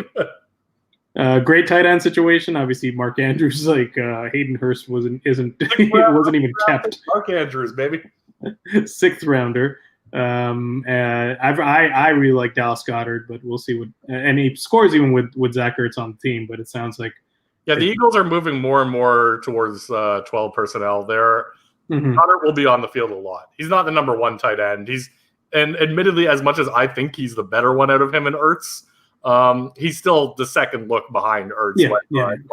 Wentz has too much of a rapport with Ertz, but he's going to be on the field more than last year. So yeah, I'm hopeful for him. Yeah. Solid defensive end situation. Yeah, I mean. And did you just skip over my rookie punter? Yes. Oh, you want me to talk about your rookie punter? Well, you should also mention that I have Naeem Hines as a running back as well. I just currently have him as my kicker. Oh, shit. Yeah, you have him sitting there. Running back receiver. He's my number 6 or something. Yeah. Well, that's what you're saying about depth. But I think you're just fine on running back depth, so I don't think we have to get too much into it. What's your linebacker situation? It's got to be one of the top ones because this is a ridiculous linebacker situation. Devin Bush, Levante David. I signed David. Who you were trying to sign? Yeah. But I just didn't feel like spending $10 million on them. I'm currently ranked 3rd. I wanted to be ranked 1st, but it is what it is. You have money. Why did you had money for it? I don't understand. I have a feeling that money will be more useful. Like right now, I'm starting Devin Bush, Levante David, and Blake Martinez. There's nothing wrong with any of that. It would be nice to have another one so that if one of them falters, I'm good.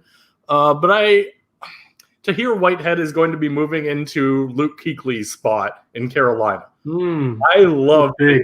That's big. And I immediately re-signed him because I think that there'll be a lot of opportunity. I don't know why it said 2020. His default contract should be 2020. Okay, I got to fix that. Immediately re-signed him specifically because there's a lot of opportunity there. Maybe he fails, but Gerard Davis has a lot of history as well. But yeah, I could have signed another linebacker, but I think $20 million, it gives me a chance in the season to bid on free agents. There's always guys coming out of free agency who are like, oh shit, you're now the starting running back? Who the hell are you? I've got a lot of payroll room. I can get that person. That's true, yeah. Never start them a game, but still have them as trade bait at the end of the season to then help improve my team. Yeah. So, I mean, that definitely worthy of 3rd. You could have been 1st, but definitely top linebacker situation. And your safety situation's got to be very, very good too. Like Jordan Poyer, Harrison Smith, Clinton Dix, who you've been shopping. I actually think Jalen Mills is going to have a nice year too. I've seen him up pretty high, like higher than expected on ranks because he's moving into that safety position. And I like that drafting too of Antoine Winfield. Yeah, I was thinking of trading up to get the Carolina safety. I forget his name at the moment. But I really liked the opportunity that Winfield has because he's on a defense where there's no question he's going to play. But beyond that, with the better offense that Tampa Bay is showing, the other teams have to be passing against them.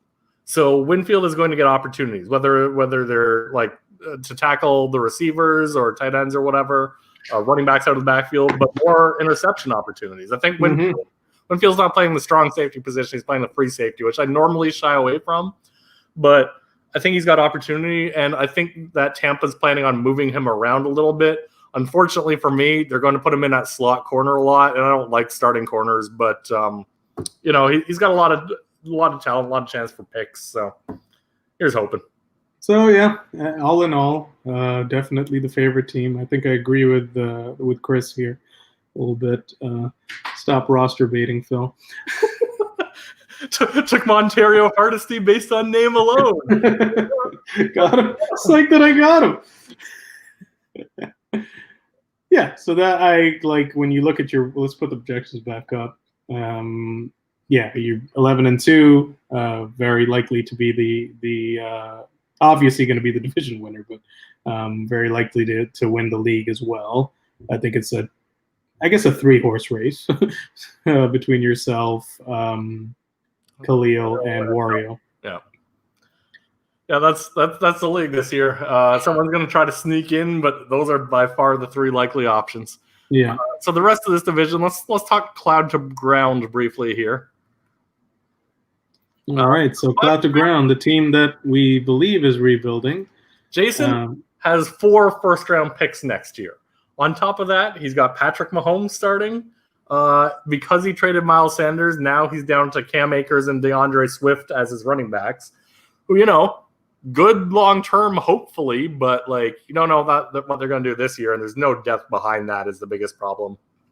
Wide receiver, Henry Ruggs is there. Deebo Samuel, DJ Chark, Marquise Brown. A lot of youth on this team. A lot of potential here, and it's just going to keep getting better. I don't like it.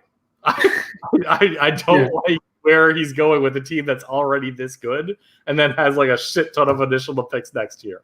Well, he says he's got 1% chance to win a championship, and according to him, he'll make sure that doesn't happen. Oh, shut the fuck up, Jason. If you could win the league, would you really give that up just so that one of your 4 picks is higher next year? Next year isn't even a draft where it's the elite options are going to be worth that much more. 1 through 10 are probably, it's going to be a very slow degradation between them. Whatever. Okay. But yeah, his team's looking good. It's going to look even better going forward. It's going to be challenging for him to compete this year, but if he snuck into the wild card, it wouldn't surprise me. Mm-hmm. Well, I mean, the wild card, especially with the competition that the wild card will have, I think the wild card probably comes out of the white division. Oh yeah, probably. But yeah, he's got a shot at it, depending on what he does, though. Who knows? One of the reasons that Jason's chances are better than I guess he would like are because everyone in the white division plays each other twice. They get to beat up on Fort Myers, but otherwise they all have to play very meaningful games against each other. Mm-hmm. And he'd take the championship. Well, that's true. So yeah, if everyone's just beating up on each other, and they've got Khalil in the division, which is just as challenging as me. Mm-hmm. So Ryan and David have a lot of potential interdivision. Interdivision. But interdivision would be between divisions, would it not? No, that's interdivision. Interdivision. Thank you. Interdivision games that are going to be challenging. Whereas Jason has me, and then the other game's not that hard, so he can sort of get some wins out of that. Yeah. I think Jason might actually. I mean, unless he does something about it to make himself worse. could be in a very solid position because you're right. White division are going to beat up on each other a lot and take wins from each other. Do you want to touch on Lukashai before we get into? Yeah, like it's hard to without actually doing a whole segment on him, and maybe we do it sometime during the season about the differences between his roster before and after. Yeah, but it's completely different and completely worse. It's been very all over the place. So much, I'm going to eat these words. I know it. I know at the end of the season, Luis will be surprisingly competitive, and you're just going to rerun. Oh yeah, segments. I'm going to clip this. But he traded so many good players. A team that I've been annoyed about and worried about losing to any week I play him for years now. Easy wild card contender, if not knocking at the door, even if not the favorite, but a chance to get the division. Traded all of that. Now, I think what he was going for here was basically the Khalil strategy of our team is good, but it's not the elite one. It might have been because of what you did with your team. It likely has to do with what you did with your team. I mean, he's like, well, what am I going to do? He's got a competitive team for a good long time. So. Yes. But I mean, the problem is even going forward, if he's rebuilding, he's got to compete with Jason.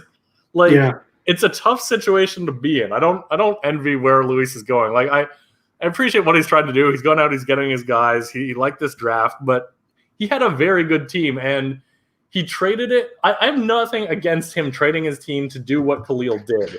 I feel he didn't get enough value back in those trades.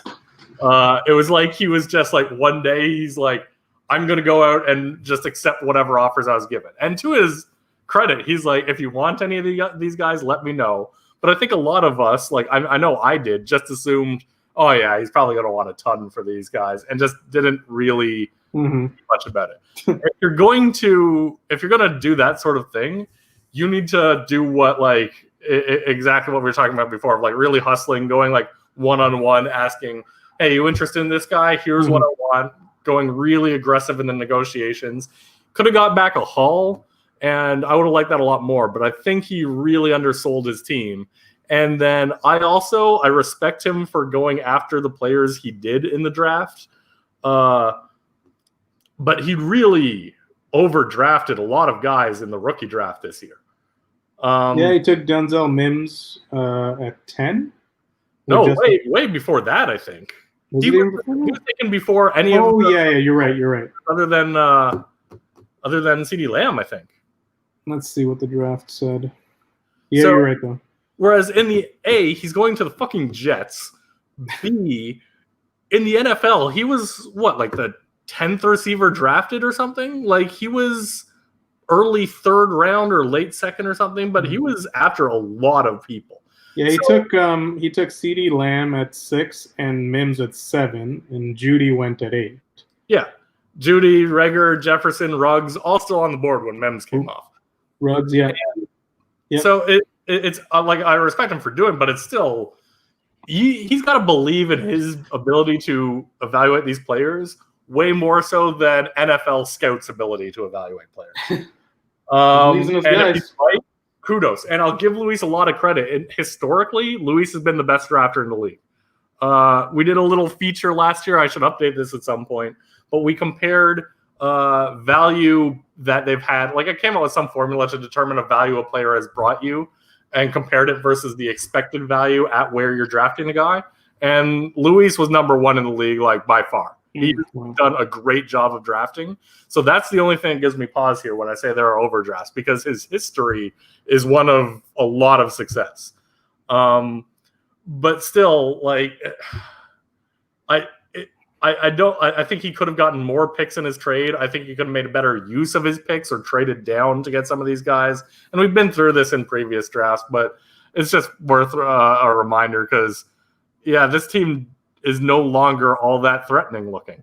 And I guess that's the soundbite you're going to play if Luis even beats me one game this. Well, that's the other thing. The other one that I was going to mention was at the 14th pick, picking Michael Pittman when Justin Jefferson was still on the board. So, and obviously knew that. So it'll be very interesting to see how these play out, because you're right. has a very good history of it. But they were confusing looking. I have higher hopes for Pittman given his situation and where he was drafted than Mims. Pittman ahead of Jefferson. I'd take Jefferson. I obviously traded up to get him, but at least kind of get it. Mims over people like Judy, like that's insanity to me. Well, let's see what he does. So yeah, this is the story on Lucas Shives is we don't know. We'll see. It's this weird thing where his roster doesn't look very good to me at this point, but at the same time, I have dealt with Luis too long to count him out. He's a knowledgeable and savvy owner. Yeah, he knows what he's doing. Yeah, so I'm still concerned, even though I look at this team, the projections don't like it. I don't like it. If he inevitably ends up being competitive, I'm not going to be stunned. If Death Valley is competitive, I will be stunned. Like, floored. But, like, Luis being competitive, yeah, I'll just roll my eyes and be like, yeah, I was wrong. At some point in the future, maybe not in this podcast, but I would like to see kind of like what was Mahomes worth at the end of the day? As to where he finally ended up. Yeah, I think like going forward, I would like to do one per week, like sort of a retrospective something. Either like some trade that happened a while ago and what's happening, where is this trade now? or we can talk about like the history of a team and what has happened over the years, et cetera, et cetera. But yeah, we can definitely look at that. So not worth looking at Death Valley, worst team in the league, almost guaranteed number 1 overall pick. He doesn't have it as far as I know. So, you know, one of the guys watching, he's hearing this live. I've never been not blunt about these things. Yes. Yeah, Chris, I don't know. Like, I hope you do better. In the other league, you're looking a little better. Yeah. So best of luck in that league, because in this league, you literally 1 out of 1,000 simulations you made the playoffs and then immediately got eliminated.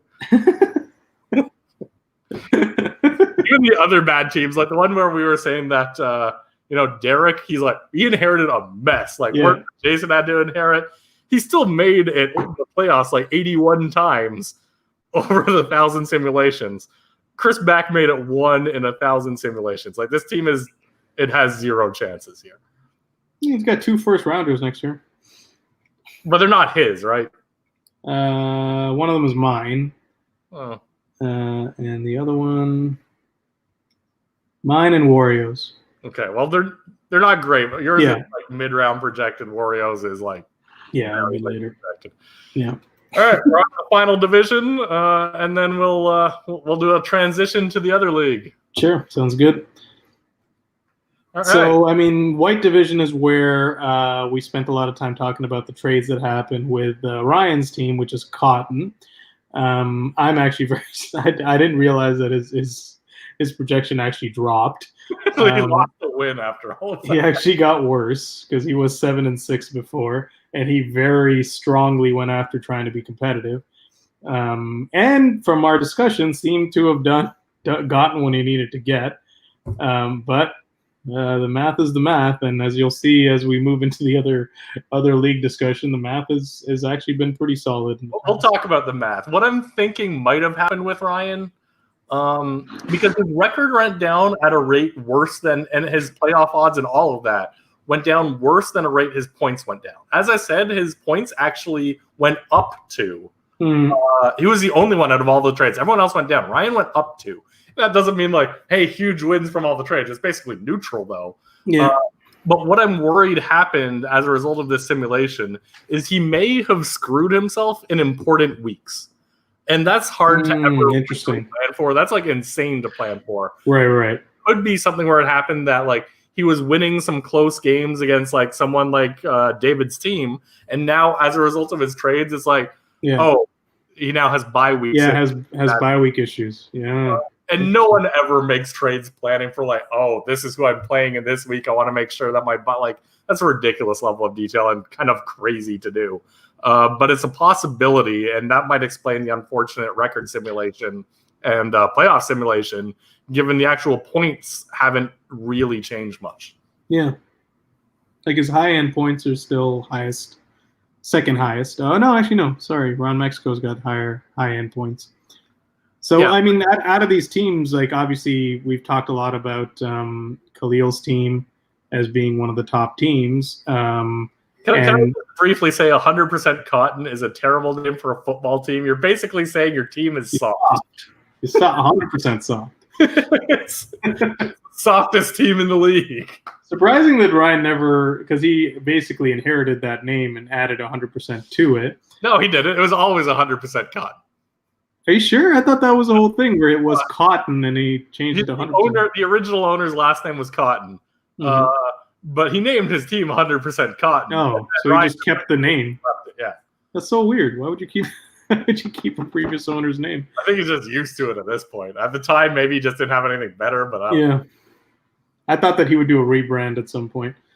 But for a guy that went really hard to try and get up there and actually win this, get the wild card spot, because I think his whole thing is going up and trying to beat David's team. David went up in the projections, right? David did go up in the projections. Now, as I said, like Ryan, I respect what he's trying to do here. I mean, the projections don't like it, but they could be wrong. They're occasionally wrong. But overall, Ryan has had a long history of success in the league. In terms of the overall career records of the teams, Ryan is first in overall winning percentage. He's not in points, not in points at all. He knows how to get wins. He knows how to get W's. Gets wins. He's fourth in points, which is nothing to sneeze at.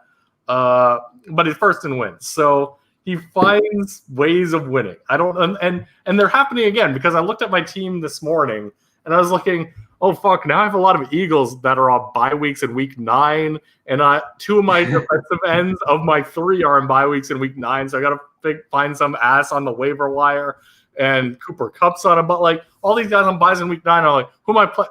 Ryan, of course. Always Ryan. Luck index. Yeah. Strength of schedule. So he could find a way to win. So Ron Mexico. Let's talk about David's team. So David traded away his starting quarterback. Yeah. David got back Tom Brady. Not as good, but it was a good move for him in my mind, because he saved what, like 14 mil in payroll or something? Yeah. And that was used to end up getting a second receiver. Now, his choice of second receiver, I don't like it. He could have gone after who you ended up getting in Tyler Lockett. I would have, if I was in David's position, found a way to pay more for Allen Robinson or Thielen than push all in, pay $27.5 million for Devontae Parker. Yeah, I like Parker more than most. I've been drafting him in a lot of leagues just because I think of Tua's one read sort of like tendencies, and I think that's helpful for Devontae Parker. But at the same time, there's still a risk. Like Preston Williams has been looking good in camp again. And Preston Williams outperformed Devontae Parker when the season started out last year. So giving this guy $27.5 million to be 1A, 1B in the Miami offense, I should stress that. And this is an offense that has question marks around it too with the new wide receiver, with the new quarterback. That's a ton of fucking money. So David threw money at other people. He got David and I guess he had David and Njoku already. I don't know who else he signed in free agency this year, but I would have, if I was David, definitely found a way to just free up a few extra million, not even a lot more needed. If he didn't sign Lockett, if he didn't sign Edelman, and just get one of the two much better options. That said, David's team is again one of these things where it's like, if no one gets hurt, you win. Like Ryan doesn't stand a chance if no one gets hurt. He's got between Josh Allen and Tom Brady, solid quarterback options. He's got Christian McCaffrey, who's with auto points. Raheem Mostert, if David bothers to start him, not great, but like he's solid. Yeah. And then he's got like Michael Thomas, again, like elite, Devontae Parker, and then it drops off a cliff. It's either like Deshaun Jackson for a while until he gets hurt. John Brown scored a lot last year, but there's questions with Diggs in town how he's going to do. Jalen Reagor. And it's a good option. I know he traded you. Why do I always forget this dude's name? Hayden Hurst. Hayden Hurst for What did you give him for that? Steven Von Bell and Steven Sims. Okay, at least Von Bell is a good safety, given he has no defensive line. Yeah. His defensive end options are real fucking solid. Daniil Hunter, Joey Bosa, Brian Burns. Like, I'd be surprised if he wasn't number one there. Let me take a look. He is number 3, apparently. Really? Yeah, I thought he would be number 1. Wario and Team Marines, but I think they're all pretty close to each other. They're all real good defensive lines there. Yeah. Linebackers, there's just a mishmash of mediocrity here. Same with defensive ends. Like, there's a lot of potential for huge failure here. If like CMC gets injured, if CMC and Michael Thomas get injured, David may have like a bottom 3 team in the league. That's how little depth is here. Like, he's relying a lot on those 2 guys. And those 2 guys floated him last year. Like, dominant performances last year with Russell Wilson as well. Yeah, those 3 players basically. John Brown helped them when coming out of nowhere there, but that's true. Yeah. John Brown had a nice year, and he had a really nice contract too. But yeah, I mean, David is definitely the favorite for the wild card at this point. But as Ryan has said, out of David's a fun guy. We're friends with him. He's in he works with us. He makes some fun comments in the chat. But if I was to rank how much people care about their teams, David would be on the low end of it. Probably. So there's a very real chance that David doesn't pay attention some week and starts someone on a bye, or someone rips him off or someone, whereas Ryan is surely making moves in the background.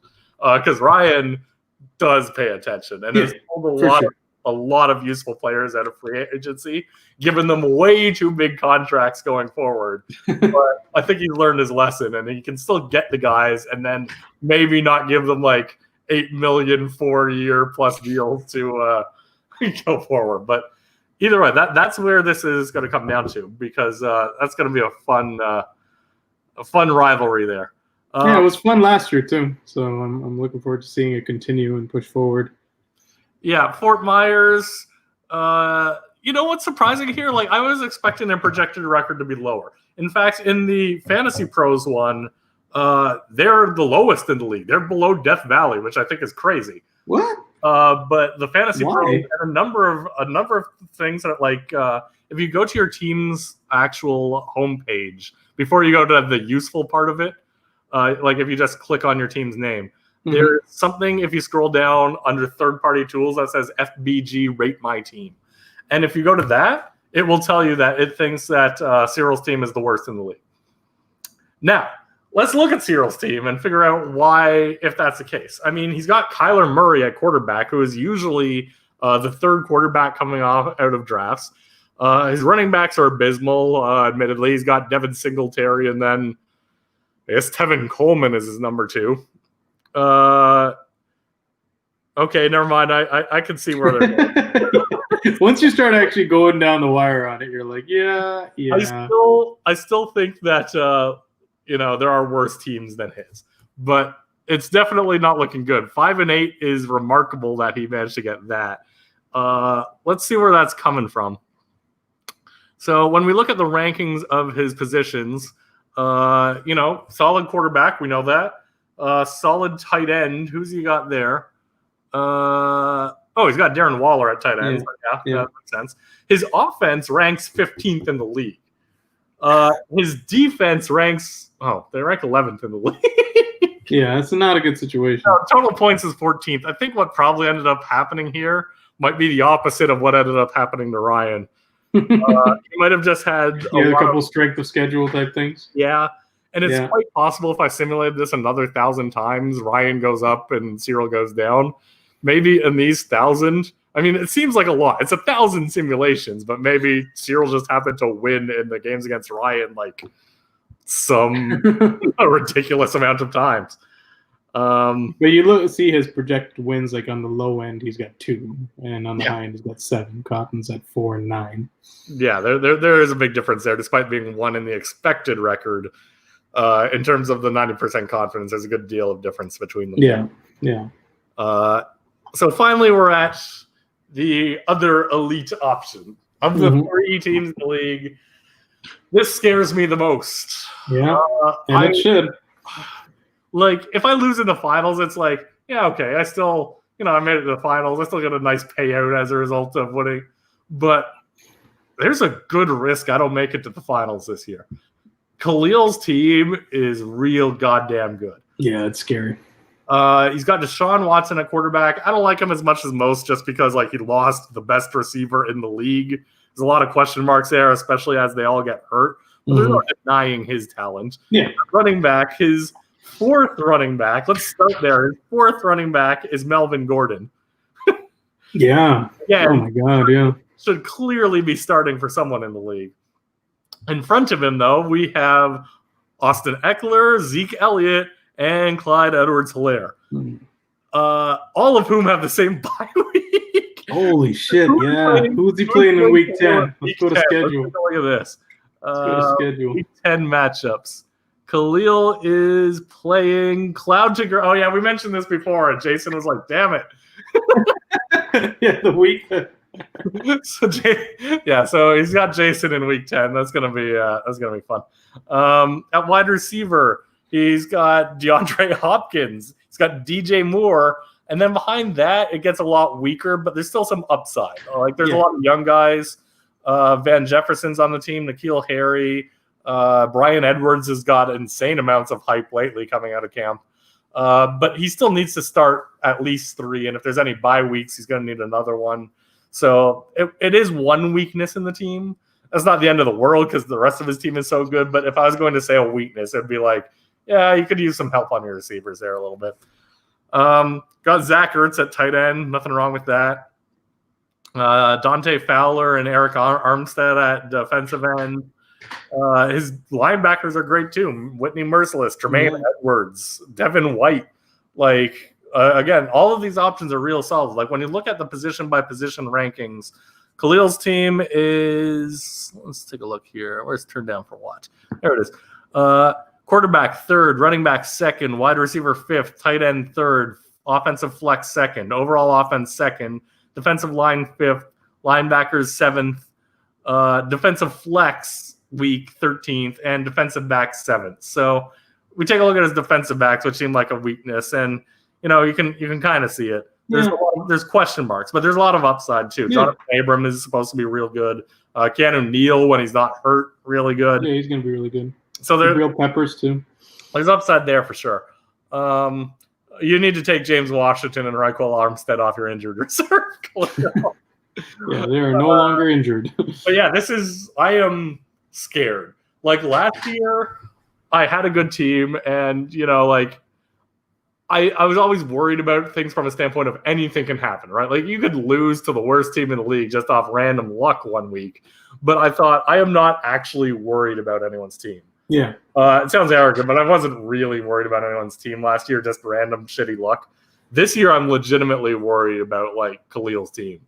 That's very good. It looks just as, like, maybe not just as good, but, like, a hair worse than mine.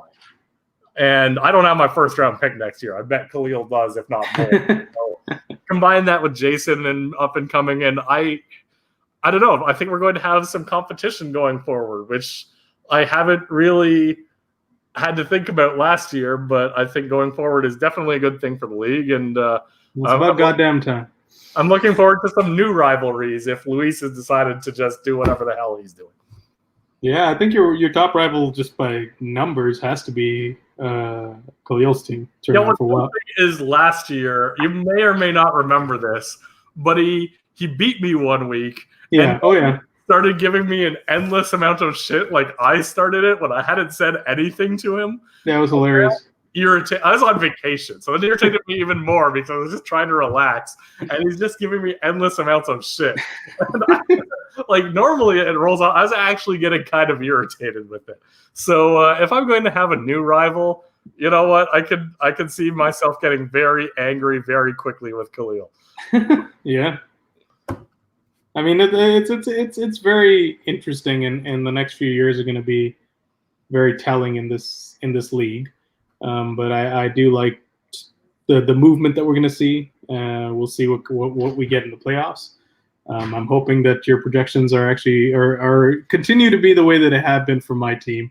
absolutely wrong. So, I was gonna say better than your team actually does. You know, well, your projections have always been wrong about my team. yes, but always better. Usually the other way. Yeah. So let's keep that trend going. We'll see how I do. All right. So speaking of which, this is going to be the sort of transition things where we're talking about FOMFA teams, but it's going to be relevant to Ben Wyatt because we talk about these projections a lot. And this is actually Jam's idea. This isn't me showing off my coding and whatever ability to come up with these. Jam wanted to show how the projections compared to where the teams ended up last year. A little retrospective. Sorry? A little retrospective. Retrospective, because the people in FOMFA, they know we've been over this. The people in Ben Wyatt, they see these projections I'm giving them, and they care a lot less than people in FOMFA do. In FOMFA, people make a trade and they'll be like, update the projections. Yeah. Like, you go, just where am I sitting? Because I think they've seen that. They're pretty accurate. So it's curious to see. So we're going to go over how these projections looked. A couple of things to keep in mind here. One, teams are not static. Teams don't have someone at the beginning of the season make no trades or roster moves through the end of the year and call it a day. So they're not. We'll talk about that. They're not going to be perfect, even if they were ideal. And then on top of things, I show the total points scored. That ended up being normalized to points scored over previous seasons. Last year in the league, we actually scored more points than in a typical season. It'll just neutralize, but it's never going to be completely steady. So overall, when you look at the points scored, there's a few more teams on the plus side than the minus. But outside of a few who will definitely highlight, they're all pretty close to the projections. All right, so should we put them up? Yeah, get into it. Let's start with Woodson. So Woodson division, which is the one we just talked about, Wario being the top team this year at least, and the team that Derek took over that was a crapshoot was Daika Jorele. And then we got Jayville and Sandwich that are remaining as owners in this year. Projected records, according to Phil's projections, were Wario at 8-5, Sandwich at 8-5, Daika Jorele at 5-8, and 3-10 for Jayville, who we mentioned had a lot of money but didn't spend it because he wasn't around. Shall we see how this looks with the final record? Yeah, I think this was the closest division. So it's don't think they're all going to be this good, but so there we go. Here's final record. Like this is insanity. So Wario won, like they're bang on, except Wario won one extra game, and Jayville also won one additional game, which results in losses elsewhere in the league, obviously. But bang on for Daika Jore, and also bang on for You're the Sandwich. And like within a simulation, one simulation Wario will go like 10-3, another one they might go 6-7. It's going to go all over the place, but the projected record is sort of the midpoint. So seeing something within one win either way isn't even remotely surprising. Yeah. That's actually to be expected. So this actually worked out well, and this was the one division where they didn't make a lot of moves during the season. Yeah. Like if you look fairly at this division was largely just they sort of sat there. They made a few free agent pickups, but relative to the rest of the league, they were one of the more dormant divisions. Yeah, I think Jayville was one of the teams that made a lot of free agent pickups because he had a shitload of money. So anytime someone was somewhat relevant, he just paid a lot of money on the waiver. But he also did it real late. Like the first few weeks, he wasn't even there. Yeah. So the wins that he got were late in the season, if you remember. Like he was getting destroyed. That's true. Yeah. All right, so if we go on to Woodson in terms of projected points, so there you have what the projected points were. Should I just put up the final, and then we can talk through the yeah. And here's final. All right, that is within 5% for every team. Yeah, again, this was real close, more so than most divisions.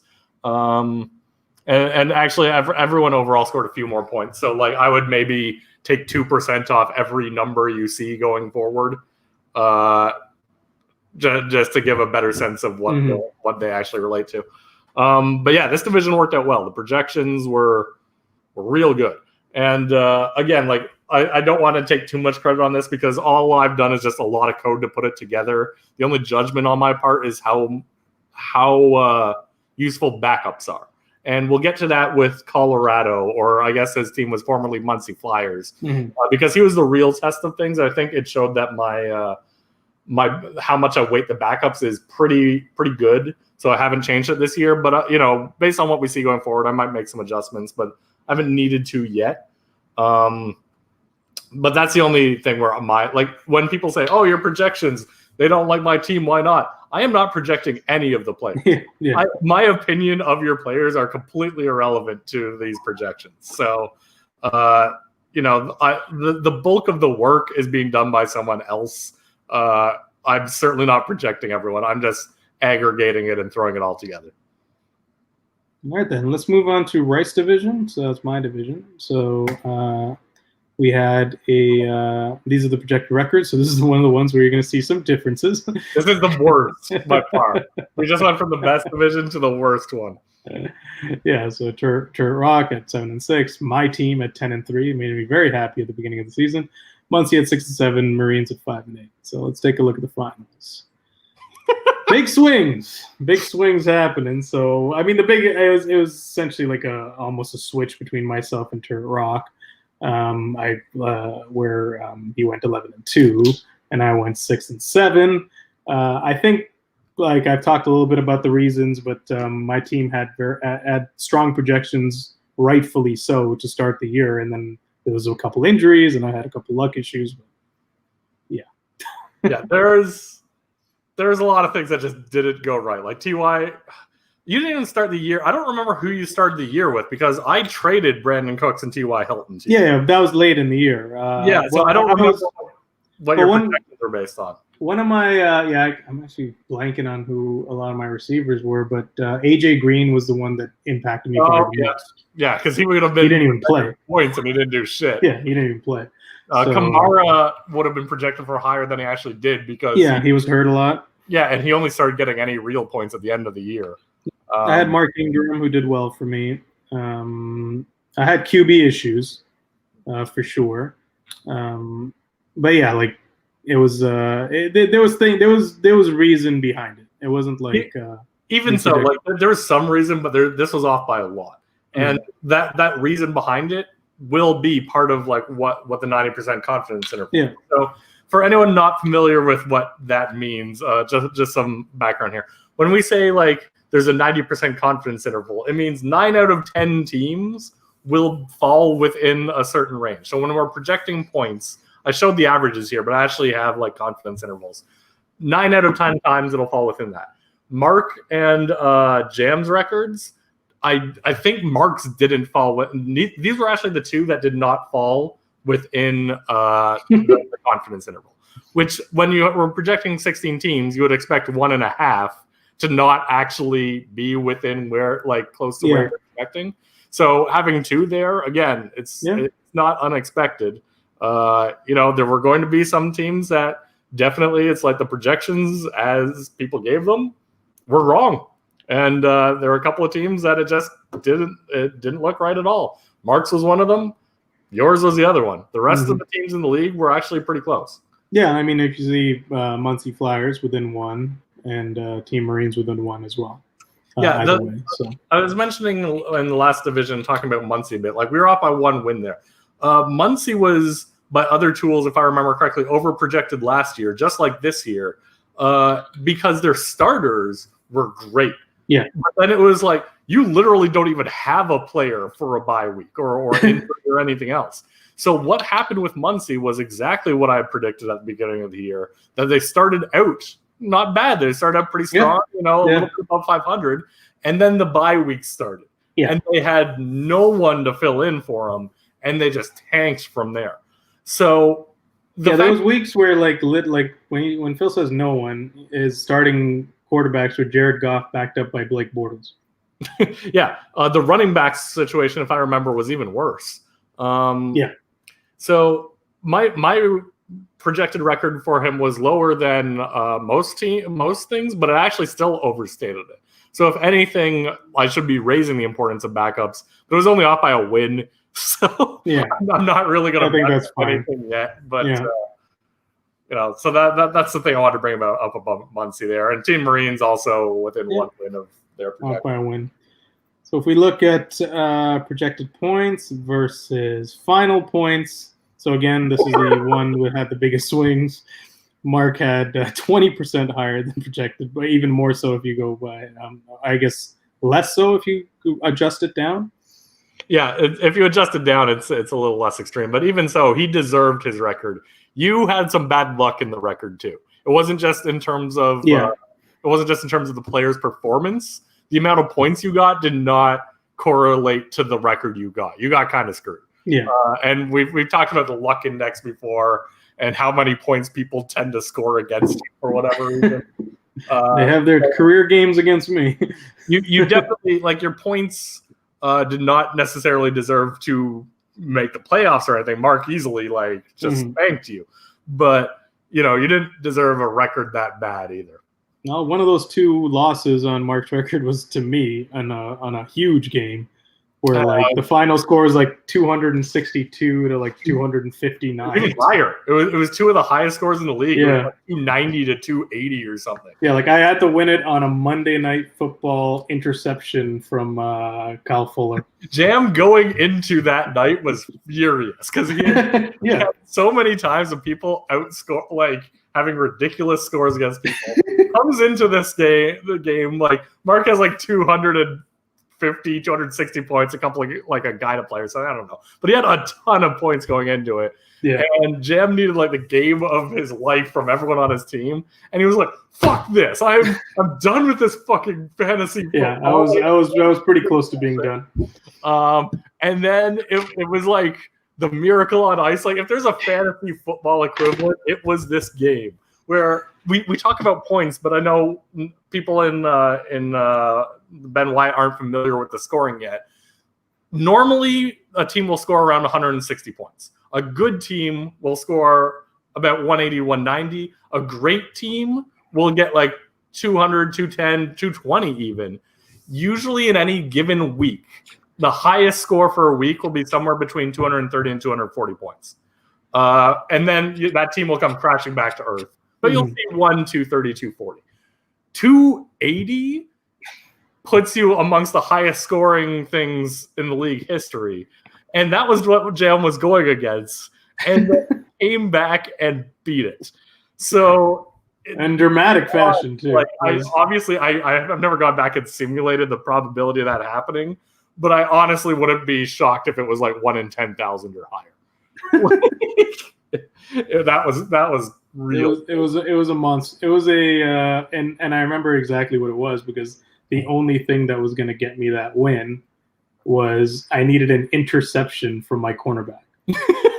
I think you needed an interception return for a touchdown, not just an interception. Yeah, it was something massive. You needed something crazy, and it happened. And I got it.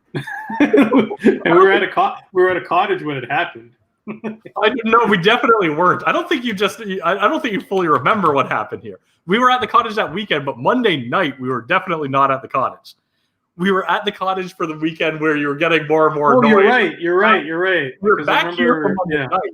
But I think you might have given up on the game, and people started texting it in the chat and going nuts, and you started paying attention again. Yeah, as you were catching up. So I think you saw the end of it, but you didn't see all the craziness that happened to even get you to that point. Because it's not like you went into Monday, you just needed that. You needed 80 points out of 3 cuts. You needed crazy performances from everyone, and you were starting to get it, and people were like, holy shit, what is happening? And all I was thinking was, this is just going to be that much worse when it falls short. And that game was crazy. If there was how ESPN does the greatest games, that one, we could run this league for another 20 years. I don't think there's going to be another game that will be better than that one. But you know what's crazy about that is that week, because we have team of the week, we get team of the week bonuses, right? Yeah. I beat Mark, who scored 261. I beat him with 271. Team of the week was you with 291. So I didn't even get team of the week. That week too. I didn't even get team of the week in the week that I scored 271 points. That sums up my entire last season in FOMFA, actually. It was like, even in my best, I'm still like 20 points shy of team of the week.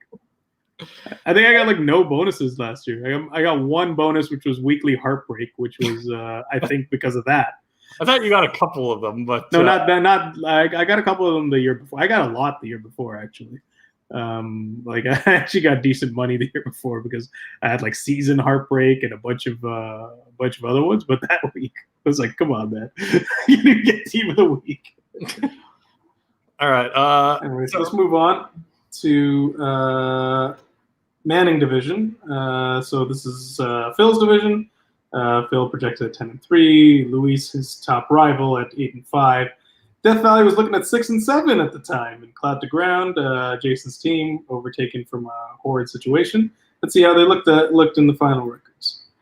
There we go. This is pretty solid. I mean, Death Valley is the one outlier here, and yeah, but we have explanations for that. There's explanations for that. But yeah, Phil within 1, Lucas Shy's dead on, Cloud to Ground within 1. So yeah, let's talk a little about Death Valley. Yeah, I mean, we've shit on Chris enough, so we don't need to talk about it a lot. But he basically destroyed his team throughout. Yes, yeah. He went this was his first year. He went from having a team that was like coming off playoff contention, wasn't great, but had some possibility. Literally every trade he made his team a good deal worse. And I'm hoping Chris learned from it. I think he did, and I think he'll be better going forward. But that is why you see like the difference in the projected record. This wasn't just bad luck or just like random simulations. It's within the realm of reason. No, this was an active effort to destroy his team. Like a concerted effort to destroy his team. And picks. Like give up picks. It's true.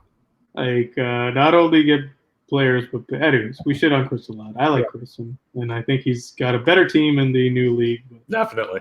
And I look forward to a time where he's competitive in this league and in FOMFA as well. Yeah, sometime in the next 7 or 8 years. Let's look at the points. So, I mean, laying out as you would expect in terms of projected final, pretty solid here. You were within 3%. Death Valley was actually, considering that their record was so much lower, the second closest in terms of projected points. Yeah, but remember, as I said, take off about 2%. Yeah. And Luis overperformed per expectations and per Luis style as well. Yeah, he had some rookies that like Miles Sanders did better than projections would have given him. So he did well in his rookie draft, and the guys that he chose outperformed their projections. So that's where that's coming from. All right. Anything else to say about this one before we move on to this? No, all right. Let's hit up White Division. So when we were talking about a lot in the projections, the Ron Mexico versus 100% Cotton battle was on. Turned down for Watt was kind of mid-season, started to pick up players and actually kind of made a mini run. And Fort Myers, that's what happened in the league, but this was based on his projections. Fort Myers was kind of in full-out rebuild. Final records came out as, look at that. That's intense. Like that's all within one win. This is just as good as the first one actually. Yeah. Turned down, went down by 1 win, but within 1. Fort Myers within 1. Cotton dead on. Ron Mexico up 1. Yeah. Christian McCaffrey was never projected to get 450. Yeah, he had himself a year. Projected points versus final points. Like you said, David's being the one that outperformed. That's very Christian McCaffrey heavy. Look at that Cotton, though. I mean, obviously you've got that correction to think about, but like, holy jeez, but 6 points. Turned down for Watt did better, but again, like you said, that probably adjusts down, and Fort Myers did worse. Yeah. Now, basically, what I want to say at the end of this is the projections. As much as Kevin will act like, what do you know? The projections are actually pretty solid, but it doesn't mean that they're not overcomable. There's a reason why there's like this 90% confidence interval, and the win range, as we showed for the projections earlier for the league, are like 90% confident it's between 5 and 10 wins. Like there's a lot of variation that can happen from injuries, from predictions not going as expected. And if you truly believe in your players that you think you know better than the aggregate predictions, you can easily outperform what the projections are going to be for your team. It's good on the overall, and for the most part of the league, it's going to be accurate. It doesn't mean that your team is going to be resigned to whatever they said. So if I'm like, it doesn't look like you're going to be competitive, it looks like you're going to be 5-8, you can still easily be like 8-5. And in Ben Wyatt especially, because all the records are basically like 6-7, 6-7, 7-6, 7-6. That's all within the margin of error. Basically, the projections are meaningless for that league. Outside of a few teams that look like, what the hell were you doing? And it's going to be hard for them to contend.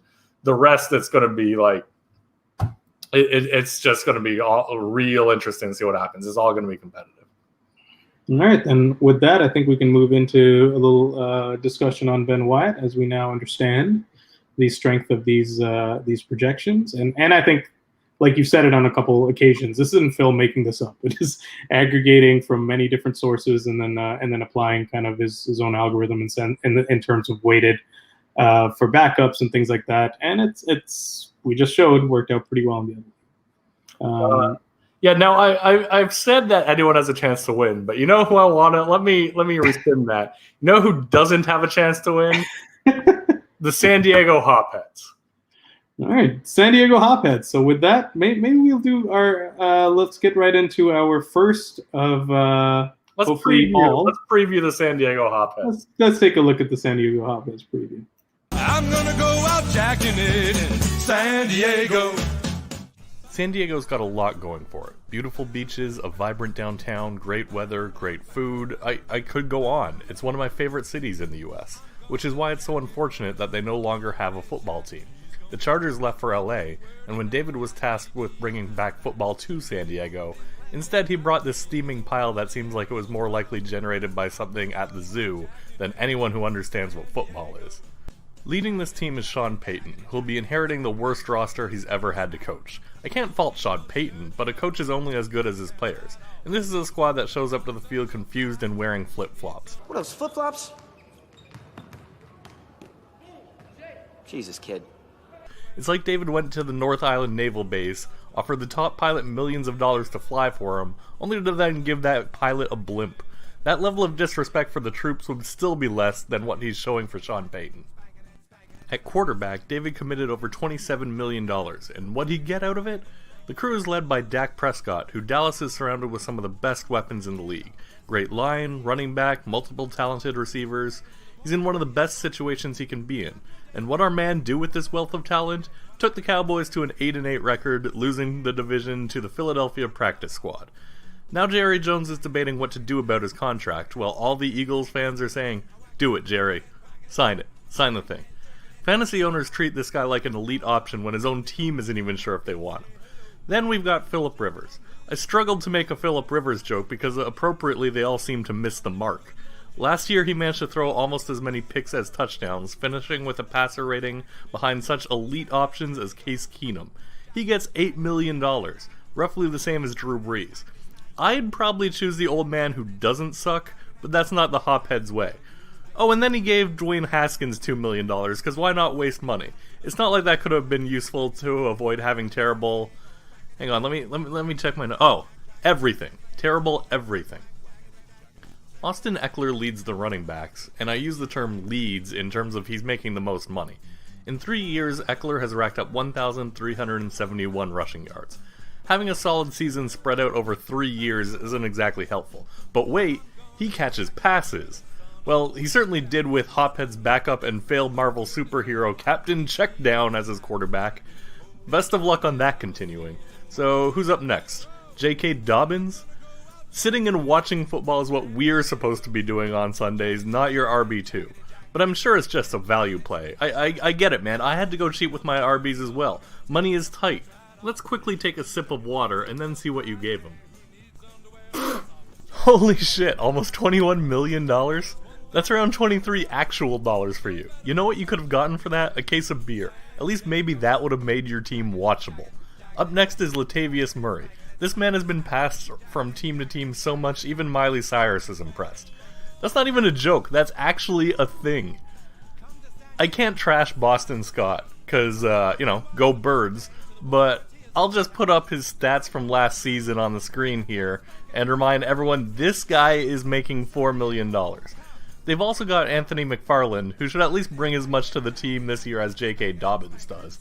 I'll give David some credit at wide receiver. He signed some solid options who should put up points until Allen Robinson gets blasted on a misthrown ball by one of the Bears' idiot quarterbacks and has to leave the game. And then in comes... Oh, Jesus Christ. Andy Isabella has a chance to actually see playing time with this team. How often do we get to see players in a fantasy depth chart that don't even have a role in their real depth chart? Better hope everyone stays healthy and doesn't catch COVID. With 7 drops last year, the good news is at least we know Devontae Parker won't catch it. And hey, let's continue the trend of overpaying people who've proven nothing by giving Michael Pittman $5 million, who has to compete with several other young players for a job to be the number 2 to our favorite QB.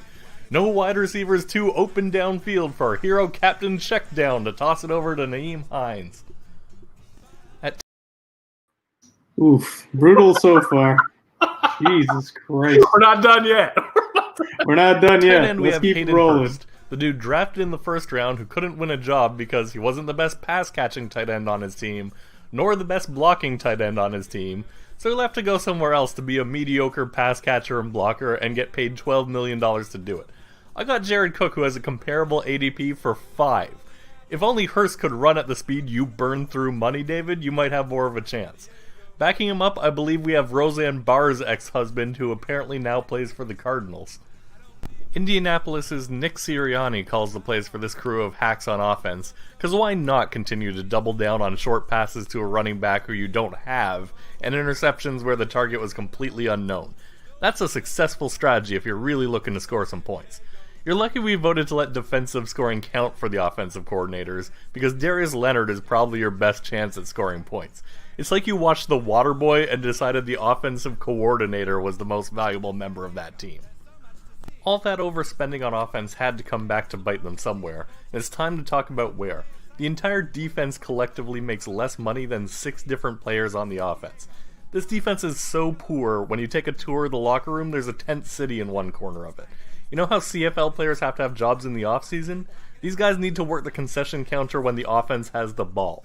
After accounting for his 4 to 5 expected fines this season, Ndamukong Suh might actually be expected to pay the NFL to play for the Hopheads this year. Calling the shots on defense is some mixture of the Cowboys' Mike Nolan and the Chargers' Gus Bradley.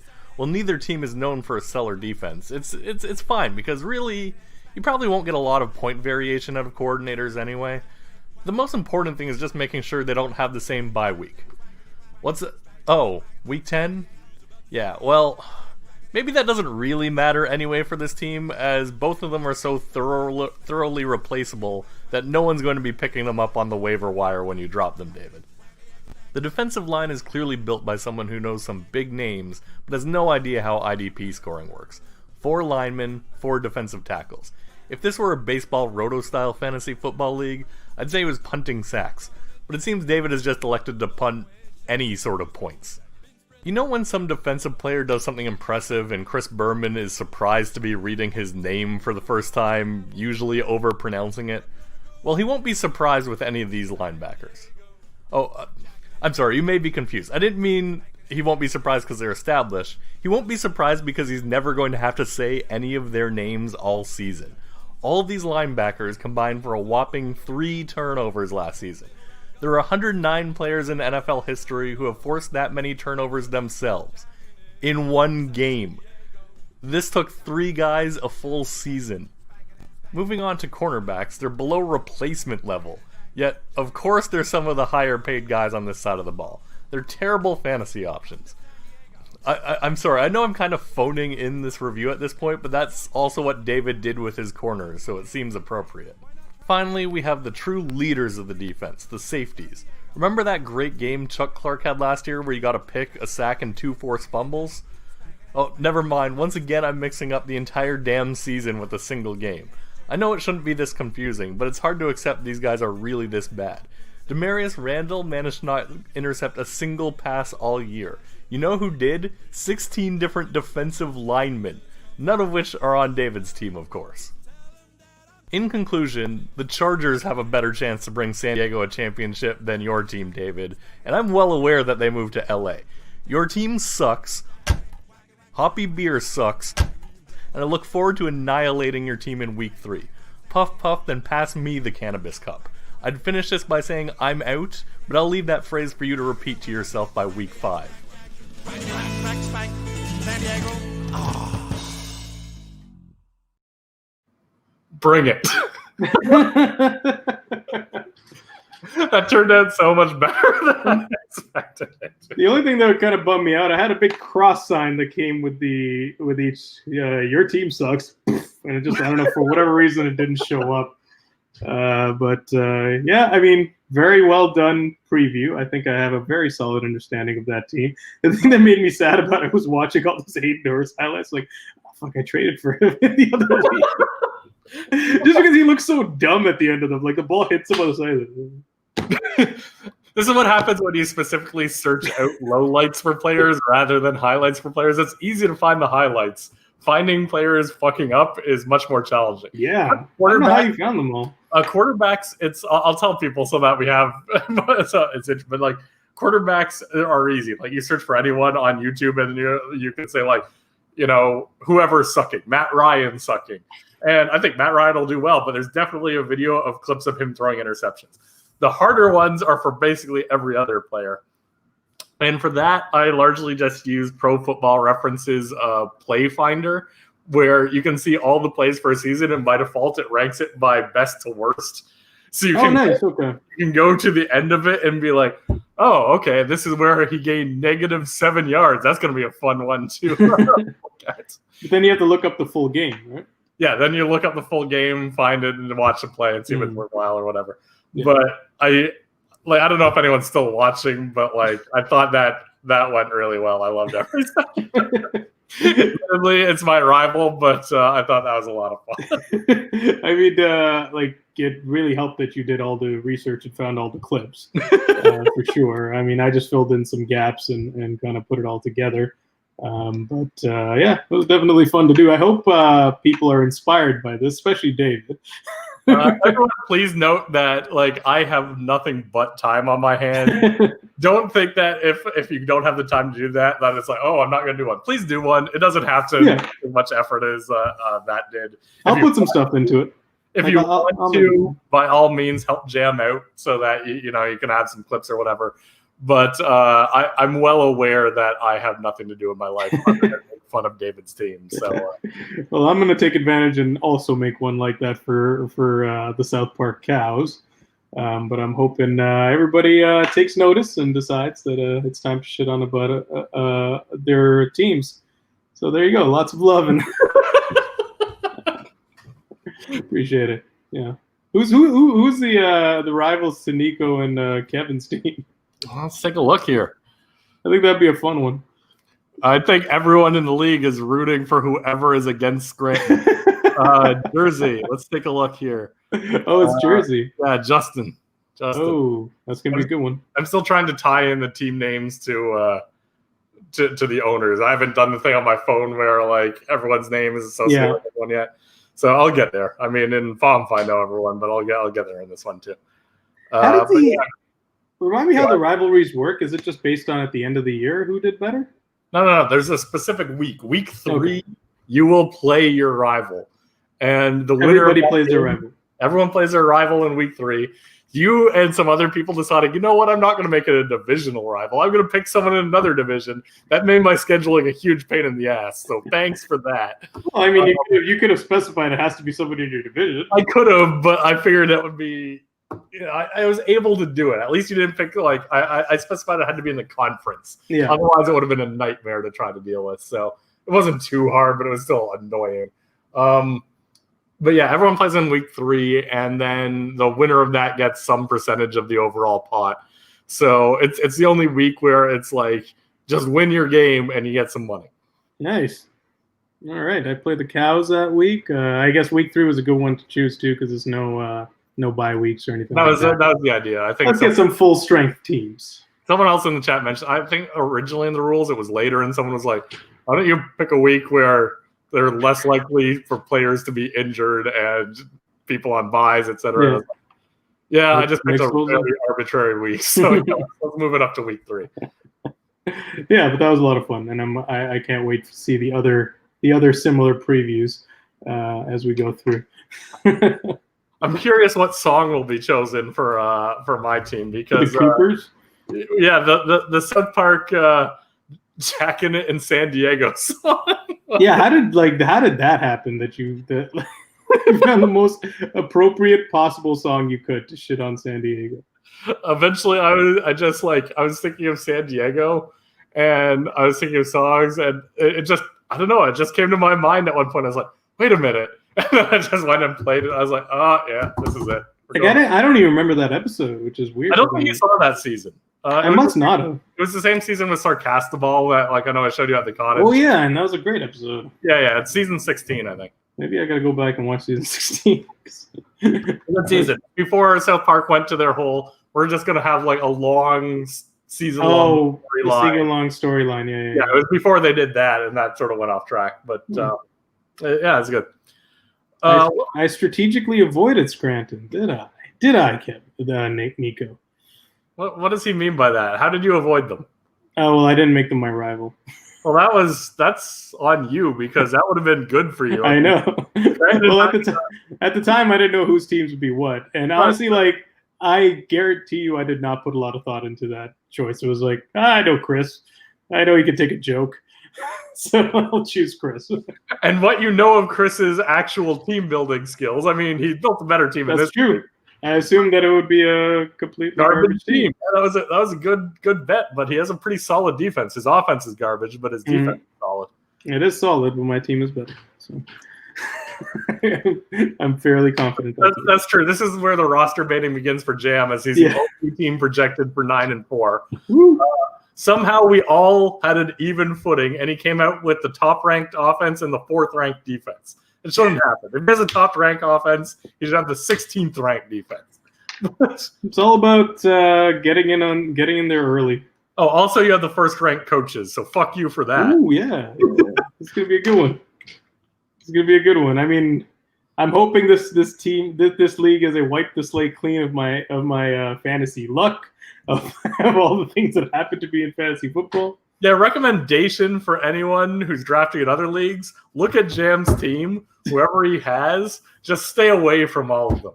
Which doesn't bode well for me, as I have the exact same quarterbacks as you. Yeah, you do. So, that's irritating. I think Cyril in Ben Wyatt has the same running back situation I have in FOMFA. Cyril does? I think so, yeah. Or at least he was high bid on it for a while. I remember thinking that looks familiar. I think someone else has Aaron Jones for sure. Aaron Jones has value. Cyril wouldn't be holding on. No, I mean, and his Ben Wyatt running backs are the same with my FOMFA. Oh, I got it. Okay. Yeah, I think he has Mixon and Fournette, if I'm not mistaken. Sorry about that, Cyril.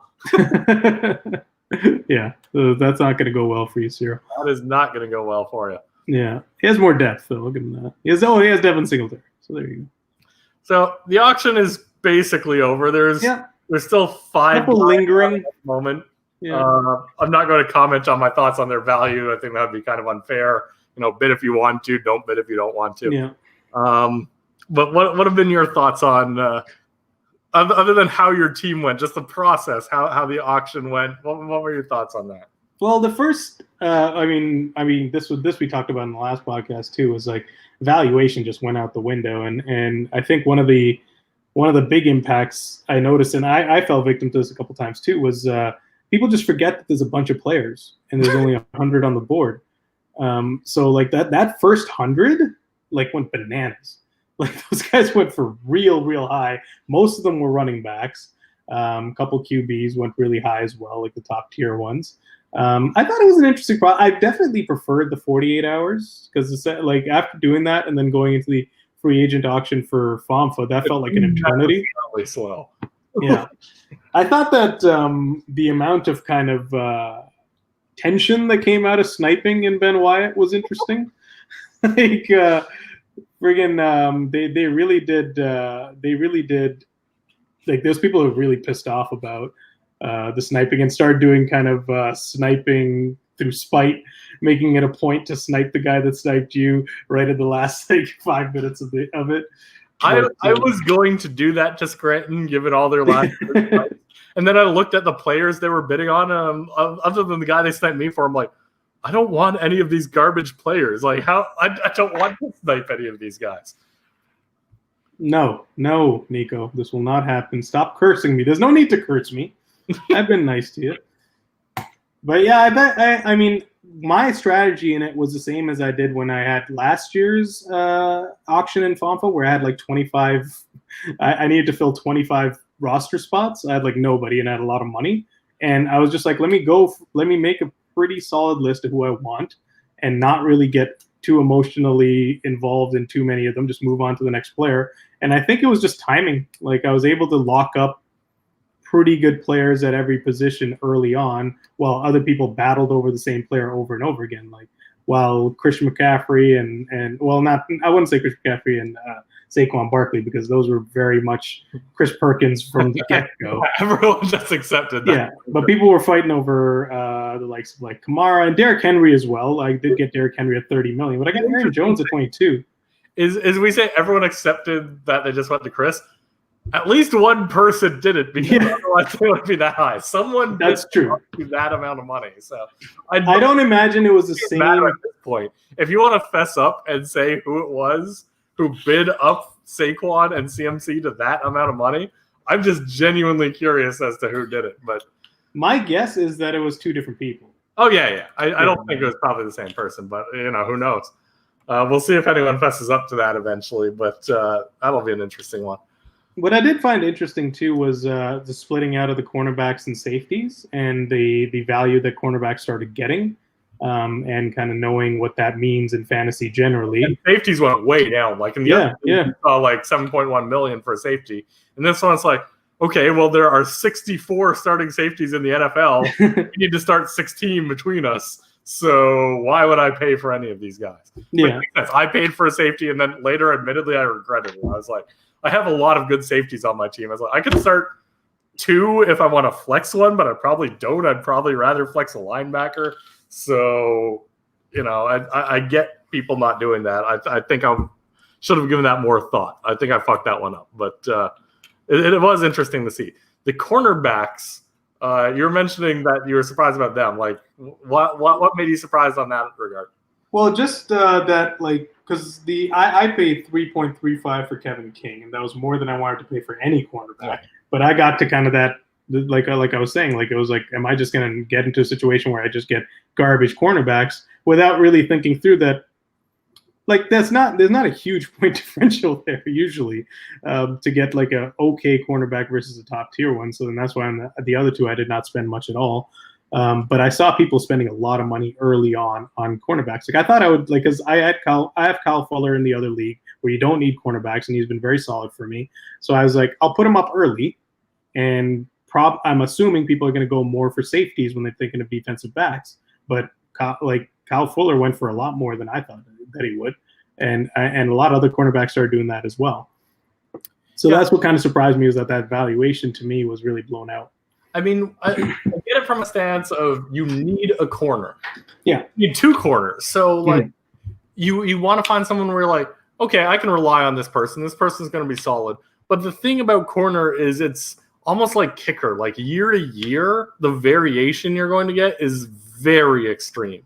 So, that's why every time, like, someone bid more than, like, almost like $1 million on a corner, I'm like, fine, you can have them. I'll just go grab someone else. I had a list of like 20 potential corners. Whatever, you get that one. I'll nominate this one. Yeah, that one. I'll nominate this one. We'll see. I mean, maybe it makes sense. We don't know yet. Maybe the people with the good corners will be happy they have them. But I mean, I know my strategy was definitely like that money is better spent elsewhere or unique to this league, unlike the other one, not spent at all. I mean, I have extra payroll. I could have gotten more corners, but I'm at the luxury tax point. So if I'm to spend $2 million on a corner, it means that's going to be like $4 or $5, something like that. If it's over 180 million. Yeah. Do I want to pay $5 for this guy? odds are he's going to finish like nowhere near the top of the league. So like it just doesn't seem worthwhile to me. Even if I have no one else to sign with the money, I'd rather just keep the money than spend it on him. The other thing that was surprising to me was like, and I think I probably like definitely on the coaching side, I was very aggressively went after John Harbaugh after I saw what the projected points were, and we had talked about this as well. That he's like his points in 2019 would have been 250, which is really fucking high. It's like not only is that high relative to what coaches get, like 50 to 100 points for most coaches. Like the difference between that is always what's important. Like it's not just the absolute points, because if you have a position where it's like the elite one scores 1,000, it's like, oh, that's impressive. But if everyone else scores 950, who the fuck? But there's a 200-point discrepancy there. Alone is worth like $30 to $40 million. That's like like Saquon to some garbage back sort of thing. Yeah.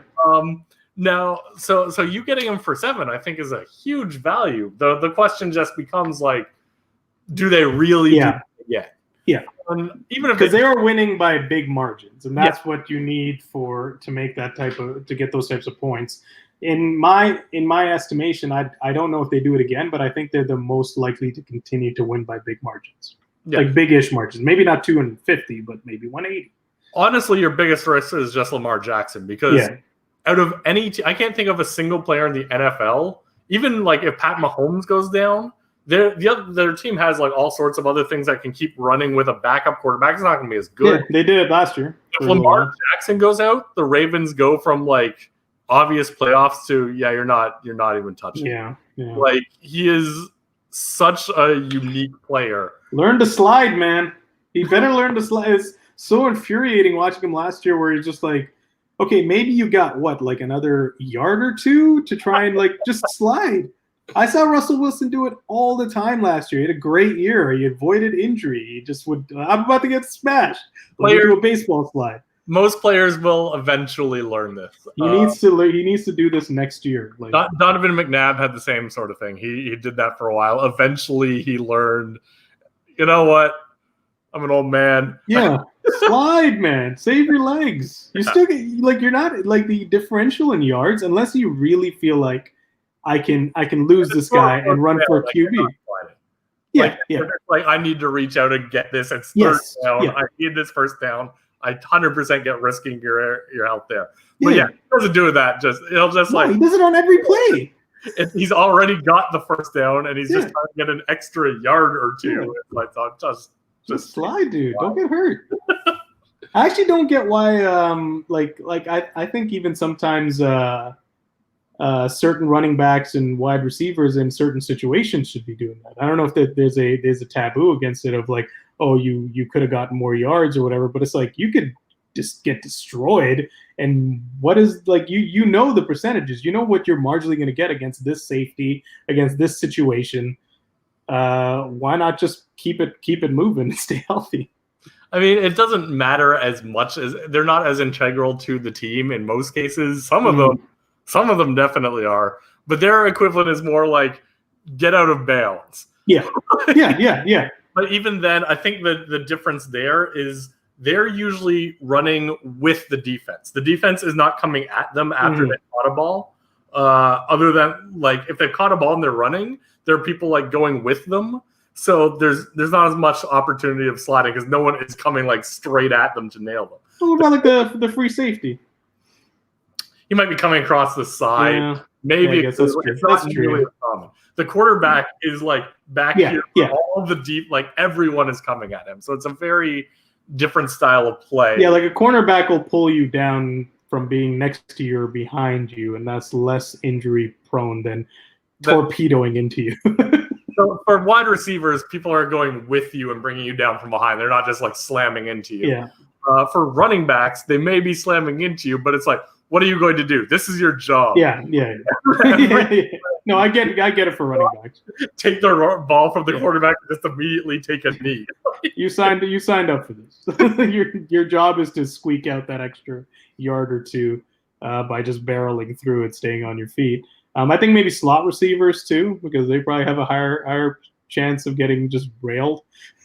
Like I know Tyler Lockett has I've seen in like as I was kind of doing my research when I went after him in both leagues. That was one of the things they were even mentioning in the NFL top 100 things about top 100 about Tyler Lockett. Like he avoids getting hurt. Like in these situations where he's going to get slammed, he's like, all right, let me sit. And I'm like, I don't mind that at all. If you're on my team, I don't mind that at all. Yep. I need you sitting. I need you to be safe. But yeah, I think it was an interesting process. Definitely interesting to see people's valuations.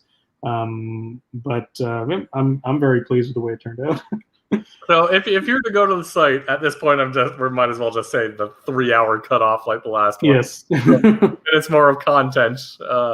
If you're just looking the roster section, yeah, find some people in my mind that you think are. This guy is extremely overpaid. What the fuck were you doing?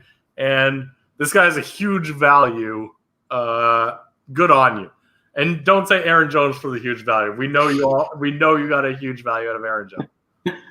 All right, that's interesting. Do you already have some in mind? No.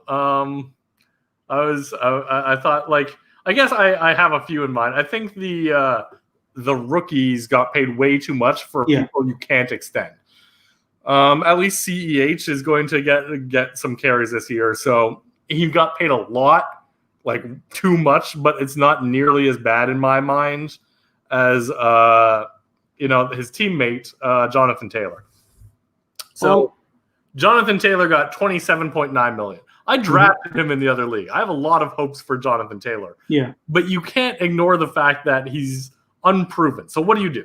Like Scranton presumably does not give him a 1-year deal because like he's second to Marlon Mack this year. So you've got to like buy into him at that. You have to assume this guy is going to work out. And best case scenario, yeah, he's worth the contract. At the absolute ceiling, he's worth the contract because he was paid as though like we know what he's going to be and he's going to be elite. Best case scenario, he's worth the contract. Most likely scenario is he's overpaid, but is all right and the starter. But there's also a possibility of like worst case scenario. It's like someone who I don't know who's still watching. It's almost midnight, but someone's still watching. Who was that Cleveland Browns running back who was good for 1 year? Trent Richardson, drafted like 4th overall or something. A lot of hype, and within in year 2, he was not good. By year 3, he was just useless. There's always a chance that an elite prospect just fucking sucks. Yeah. Like there's always that possibility. So giving him $27.9 million could have given Nick Chubb $26.9. That's another one just nearby. Melvin Gordon only got 17. So Saquon, Kenyon Drake 22. Like there's all sorts of players who are more likely to get production now, have the same if not less risk going forward, and are costing you less money. So I don't get that. I get paying a lot for a rookie if it's like you can get them for a long time. But best case scenario, you get 4 years here, and these contracts are guaranteed. So if you give a 4-year deal, a huge amount of risk associated with it. Yeah. And they're not extendable. So I mean, you wouldn't. I don't know if you'd be extending that big of a contract.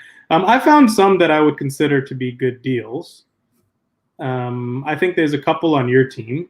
I think you got Brady for a really good number, 5.7.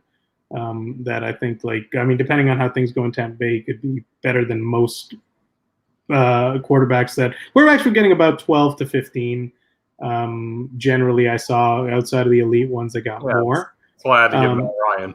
Yeah, I think that you got Marlon Mack at a really good number too at $4 million. Even though Marlon Mack's not the future of that team, for the year that you have him at $4 million. Yeah, he's definitely going to start the year. Given the preview we just had, Boston Scott is getting $4 million. Yeah, exactly. He has zero chance outside of injury of ever being relevant. So, at least Marlon Mack, it's like if Jonathan Taylor is injured, he's obviously a starter. Yeah, if he's not injured, he likely starts the year. Still getting plenty of carries. Yeah. So, and I think the other one that I noticed, Devin Singletary at 14.5. No, yeah. Given the prices of running backs, getting that is really good get there. Yeah, definitely. Yeah. What did I see on overpays? I mean, there's a lot of people that got paid a shit ton. But it's easier to spot the overpays. Like I'm looking for the underpays now. It's harder. Overpays is like, holy shit! Who's this making like $30 million? And you can Well, I thought a lot like what you've already mentioned though. I thought a lot of the rookies got overpaid. Yeah. It's just a lot of risk of. I mean, just even if you look back, even in our FOMFA draft and look in the first round, how many guys didn't pan out that were picked in the first round. So those guys will be getting a lot. I found a contract I like in this league. You're not going to like it because it's your rival, but similar to the other league, Julian Edelman, $9 million. Like Edelman is coming off a season where it was like a top 10 receiver in the league. And it's not like, oh, he's going from the elite Brady to someone useless. Brady was not good last year. He finished as like some mid-range quarterback, and Edelman was still extremely relevant. Yes, he's getting older, but it's not like he fell off a cliff last year. Everyone is acting as though he just like had just a terrible year last year. No chance of rebounding. He was still one of the elite receivers in the league. And once again, everyone is on extended contracts. You can't, other than a franchise player, you can't extend any of these guys. So getting Edelman at $9 million when a lot of receivers who likely won't finish the year with more points than him got more money than him, that's a good value. Yeah, this one bugged me because I actually was like, I really wanted to bid on Edelman at $9 million, but I had money tied in to other guys. It was a timing thing, but yeah, it ended up being a really good get. Like I recognize that as like if I could, I would definitely outbid.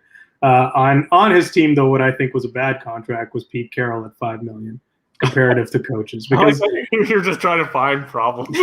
Well, no, and it just in my like, I mean, you could see it by the 2019 points, but even before that, I was thinking like they play a style of play where you're not going to get a bunch of blowouts. You're going to get like close games where you'll be winning, you'll be doing well, but they'll be close games. You might have one here or there, but it's not like Seattle improved their team dramatically over last year. And if last year Pete Carroll got 62 points, it's like, maybe you get a few more if you're lucky, but you paid him pretty similar to what the elite coaches were getting. Like, exactly. I agree. That's a pretty bad contract there. Yeah, like Andy Reid and John Harbaugh, the two that got more. And those are teams that blow out. Let me just say, I'm looking on his team now, and there's a small difference in scoring between the two leagues that we do in this podcast. The difference is in FOMFA, it's 1 point per reception, whereas it's a half a point per reception in this one. And the receiving yard, we have half point for first downs in this league, and we have receiving yards being worth 0.1 for every yard rather than 0.07 for every yard. So receiving yards are worth more to compensate for the fact that there's not a full PPR essentially. But a weird side effect of this is Lamar Jackson, because passing hasn't changed. Yeah. Holy shit. Because of first downs, which he gets a lot of on the run, because that's what he usually does. He'll run when he's like, fuck, I can get a first down. I might as well get a first down and reset this play. He gets a lot of those. So he almost got 500 fucking points last year. Yeah, that's insane. Like, wow. It's Pat Mahomes, who everyone is like, clear number 2 QB. If not, like maybe he's the number 1 in some people's 309. I know he was hurt for a point last year and whatever, but you're not going to expect most quarterbacks to get more than like 350, even in Mahomes' first season. Let's see if we can figure out how many points he would have got in 2018. I don't know if there's a way to do this. Yeah, there we go. Okay, so in 2018, it was actually pretty insane. Yeah, that was his monster year. Yeah, and he still didn't get to Jackson, but it was really high. It was 465.7. But that is an interesting point to bring up then. QBs in this league, rushing QBs have that advantage. Like running QBs, because they would have more likely first downs. Yeah. I need to check the scoring. I 100% would not mean to make passing first downs worth anything. I don't think they are. I should really confirm that. Oh, yeah. Holy jeez. If you look at the points per game for Lamar Jackson here. But I mean, if you look at the rest of the quarterbacks, they're all similar to FOMFA. So I don't think that's the case. Yeah, I think it was rushing quarterback. Yeah, it's got to be rushing if he's the only difference. But yeah, like if he can repeat that, he's not worth $30 million. He's like worth $60 million. Yeah. It's just a question of that was nuts. Like the odds of repeating that are slim to none. What's interesting though is, I mean, it all really comes down to that could be the worthwhile move. But I think Chris's, because I'm the one who nominated Lamar Jackson. I think I had him top bid at like $25 million. So we went hard at Lamar Jackson immediately, and I think it impacted how he went after other players. Oh yeah, definitely. I mean, so then when I lost out on that, I was like, all right, then I'm not going to go for Mahomes or Lamar Jackson. I'm going to get one of the other quarterbacks for a lot less and put that money into running backs. And I think and I did that early, so I think that impacted how he bid for the rest of his first wave. Oh yeah, 100%. So the other thing before we finish off that I'd like to talk about is people's salary cap, and that how many people are basically just fucking ignoring it. So what's the issue? So the issue, as I have said multiple times, and I'd like to pat myself on the back briefly for 15 seconds, if I may, when people were saying, "Oh yeah, we're never going to get done the auction." Guess what? We still have time, and we're basically done the auction like a week ago. Yeah, there's like stragglers at this point, which I told you would happen. And then secondly, people be like, "Oh, if you just let people bid, they're going to exploit all sorts of..." No, they haven't. Worst case scenario, you fucked over your own team, which is what we're going to get to. So yeah, this is me patting my back. Maybe trust that I've done this for a long time and I'm not just arbitrarily coming up with random bullshit. Like I'll admit I was skeptical about the auction part, mostly because of the limitation of who you could put up. Because I didn't get outside of my first nominations, I don't think I nominated again for like a week, like just not being able to do it because it was so slow going. But then you start to sign the big players, people's salary starts to fill up. I don't understand who is doing this without an eye on their salary. Let me tell you. Because I was doing it with an eye on my salary the entire time. There are 3 teams who are over their salary cap.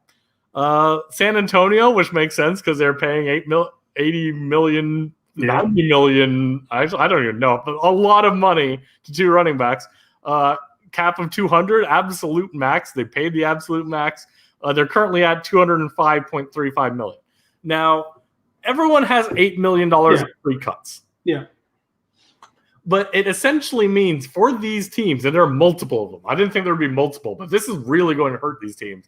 They basically can't make moves during the season because no one is free to cut after your $8 million. So it's like, hey, I want to pick up this guy and I'll drop someone else. Great. You're still paying the guy you dropped, and now you have to pay this new guy that you got. So you're essentially locked into your team with no flexibility at all, which I don't think is a good strategy. Maybe I'll be proven wrong, but given there's not any teams standing out currently, I think this is really crippling to these guys. And those teams are San Antonio, which is $5.35 million over the cap at currently. Scranton, who is $4.95 million over the cap currently. And the biggest one, Waco, who is currently, the math is harder on this because they don't just have a $200 million max allowable, 7.55 over the cap. So this is based on what they like the amount that they spent for the year. Yeah, this is literally the players on their roster. No, but I mean their cap is affected by how much they contribute, like how much they paid in. Like if it's 180, if it's 200. Yeah, exactly. So in Waco's case, they're like 7.4 or whatever I just said over the cap, meaning they have to cut these out. They can trade them if someone wants them. That's probably their best option because you get free cuts. So trade some extra guys if you can. But if they're forced to cut them in ways, they got nothing new. Means literally they have like $500,000 max over the year to sign people out of free agency. Yeah. They have zero ability to make roster. And your max payroll is essentially what determines your salary or whatever. So even without trading people and lowering their salary so that they then have some room to get some free agents and get back up to where they were, they're screwed. Like, how successful is any fantasy team over like fantasy's history when they're like, you know what? I am going to leave my roster and not touch the waiver wire once the entire season. Yeah. Not only are they over, these teams are over the payroll, but in most cases, Waco paid less than the maximum. But in the other two cases, they're over $200 million. So they're over luxury tax amounts. They paid a hell of a lot for these teams and a lot for these extra players, only to have to cut them. Like, this is a good point that Nico's making. They paid like 12 mil to Guice, so that helps. Okay, that's it. No one is signing Guice, so that makes Waco a good deal. Yeah, good point. So that at least not justifying his own team being like $5 million over the cap, but at 48 players, most players on the league too. Like, it's like for me, like I was paying attention to this, and I'm like, if I've got 36 players, and I'll be pretty much right at 200, but I'm not cutting anybody. Like the full free cuts are. I have 38 players. I may go into the season under the roster maximum. Yeah, I think I will too. I have 30. My thinking was that $8 million needs to sit there for me to make moves. Yeah, exactly. You need the point of that was literally in the season, and anyone who's in the other league is familiar with this. You're going to want the ability to make some moves. And in the other league, it's like anyone under $1 million gets cut for free. Mm-hmm. So that was extremely valuable. Having players where you can cut for free were the guys you would cut to add someone else. In this league, there's no one you can cut for free. So if you start blowing through that $8 million at the beginning of the season, say there's a player, and for whatever reason, I know that Nico and Kevin are the ones who are going to want them. Mm-hmm. I already know it's like, well, if I get this amount, they can't possibly beat me. Yeah. Because they're already hamstrung by this. So I was shocked at how high people's payroll got. I remember saying at the beginning, I was like, I'll pay in 200 because I'm fine just getting the rebate, but I have no intention of going there. My intention was not going higher than 180. I think I went a little bit above that, but very marginally, like 183 or something. And that was my intention too, but then it just started going off. Like with that intention went out the window in the first 5 hours. It'll be interesting to see how this works out long term for the league, because right now everyone's in the same position. I can win. Why would I underspend and hurt myself? Yeah. Long term, it's like I'm rebuilding. Whatever. I'll just put a $100 million payroll together. Or you know what? I've had various rookie drafts similar to in FOMFA where my payroll is it's 14th in the league. Like it's one of the lower ones in the league, despite having a good chance. It's possibly you know what? I've made a good team full of rookie contracts and stuff. I don't need to waste money on some player. My team is fine as it is. Yeah. Or you might be like, I'm willing to spend a little extra, but I don't think this is going to be the case going forward. I think this is just the competitiveness, which I think is a good thing for the league, that everyone is like, you know what? I want to win. I'll spend more money to win. I'm going to do this. Who doesn't want to start the league trying to win especially that first year where it's all completely up in the air. Everyone's building their teams. You could end up, with a team that wins the first year and has a great chance the second year as well. Once you start to get rookie contracts and things like that, if I am successful in this league, I know that there's a time limit to that, and then I've got to start thinking, all right, while these other teams are coming up, sell off some assets and plan for the future. But everyone who enters a league is going to start, especially a league like this, where there's no strength in. Well, I guess if you are just not going to have a good team, you could start to stockpile picks. It's a strategy that I thought maybe someone would go for. It doesn't seem like they are. But at the same time, it's a lot of money to invest to be like, yeah, I'll be good eventually. Yeah, because then you're pretty much saying I'm going to be in this for a while, which I hope everyone is, but it's a lot of money to upfront invest in your mind. if I want this to be successful, I got to be at least $600 deep. I mean, I know I'll be in it for a while. I think most of the other owners from the other league know this isn't going anywhere. But yeah. I would understand other people because, like, if you look around, like, fantasy league realm, I don't even know how to describe it, but there are a lot of leagues that are ambitious and start up, and then they just fold really fucking quickly. Really? So there's a lot of risk in being like, you know what? I am going to suck for a year for this, and then I'm going to go because it's like the league may not exist. And that would suck. Yeah, exactly.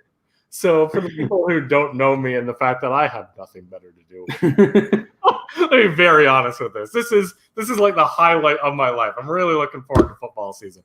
So yeah, like I could see why there'd be hesitation in that approach, but not just hesitation. I think it's the more respectful thing to do. I'm not saying there's anything necessarily wrong with being like, you know what, if everyone is competing, maybe I won't. But it's, you know, you can definitely respect someone who's like, yeah, everyone else is competing and so am I. I'm going for the fucking thing. It might not even be the best idea, but it's like, yeah, you got some balls. I'll give you. Yeah. And you could play spoiler to someone, which will be really irritating, but it'll definitely happen. Someone's going to play spoiler to someone. We'll have a big week and a key time for another team that is competing, and take them down a notch. So yeah, so interesting. Huh? We are over 3 hours at this point. How do we get to 3 hours again? Yeah, Jam and I are because we get drunk and then we just chat about like random football things that are only tangentially related to what we're talking about. But Jam and I will do one more podcast before the two of us go on vacation on Labor Day. And in that one, I think what we'll do is we'll go into more in-depth preview of the Ben White. Ben White, yeah. This week we focused on the FOMFA teams because last week I think it was like 3/4 Ben White and a quarter FOMFA, so we decided to do a little more Ben FOMFA this time. But we'll get those previews in, and not only like our thoughts of them, but please make your previews. I can't stress this enough. Yeah, it's gonna be fun. I'm the only one who found my thrashing of San Diego fucking hilarious. Make yours better than mine. If you can't, fine, just make something. But like, I'm challenging everyone to make a better, more insulting preview of their opponent's team than what I did of San Diego. Yeah, and feel free to cut it together. I don't have to be the one cutting it together. I'm happy to do it. But like, I don't want to misrepresent someone's vision. Not just misrepresent. Let's be honest. Like, the two of us put a lot of work and time into this league. If someone else has the editing ability and you're willing to do that, it's extreme. It's not just feel free. It's extremely appreciated. Yes, like we really appreciate people do that. If you can't do it, Jam is willing to help with the editing. So like, thank you, Jam. But please come up with at the very least an audio recording of just bashing your opponent. Yeah, it makes it fun. It makes it interesting. I'm definitely gonna do mine, and I think the natural next person to do it would be David, since he took a bit of a thrashing today. He's in the process of it. He's a little late, but you know he'll do it. Yeah, he's on it. More late than I do, so I understand it. But it's gonna get done. Yeah. Yeah, and I look forward to having more of these. And obviously, as we go into the season, then we'll have more of a 50-50 split between the two leagues. Phil and I will likely do our predictions that will lead to some kind of a final podcast where some sort of a price has to be paid. For people in FOMFA know, last year that was what was it? The Century Challenge? Shot a minute, a beer a minute. Anyway, so. Yeah. Well, I mean, who wants to just watch someone else drink? The last year when we did this, we asked the league to come up with some sort of challenge for us or punishment for the loser at the end of the year. That was like, you know, it's a punishment, but it's also not like something so outrageous. It's like, I'm not even. We'll just say no. I'm doing this for fun. Like, why would I do something that crazy? So something that's a reasonable punishment. No one came up with anything. No one even suggested anything that we rejected. Like, there were no suggestions. So if anyone in this league has any suggestions in terms of like what the loser of Jam and I would have to do, but with our in terms of who loses this, please give them to us. I would also suggest maybe we should get other people involved with the picks, maybe other people I can like pick their picks for the league, and I don't know how they get more involved in terms of what this punishment or reward. We can think this through, but it would be great if, since we're doing this live and everyone knows we're doing the picks, if we can put up like a line ahead of time, because the line on the site is always garbage. Yeah. But we can put up that would help. That would help. Put up a line ahead of time, and then people can make their picks. I think it works better, honestly, if one person is responsible for making a line. It doesn't have to be either of us necessarily. It could be anyone else in the league. But we need like an odds maker. Yeah. And That'll everyone be good. just picks based on that. Yeah. And one thing I'll mention before we close is in terms of the team previews, you're also welcome to just do it live. I can bring other people into this just the way that Phil and I are in, and you could just show up and shit talk directly at the audience. And so then, it doesn't necessarily need to be a big, huge production. I will make mine a production, but feel free to do it any way you will, and look forward to having more of these. All right. Well, I know you're going on vacation, so enjoy yourself. I got to go into work and manage people for the next couple of days. So we'll hold it together, man. Yeah, I'll do my best, and hope everyone enjoyed this podcast. And I'm not gonna say best of luck on the season yet because we'll have one more podcast, but I don't know how to say that. Finish this after us. See you guys later. All right. See you guys.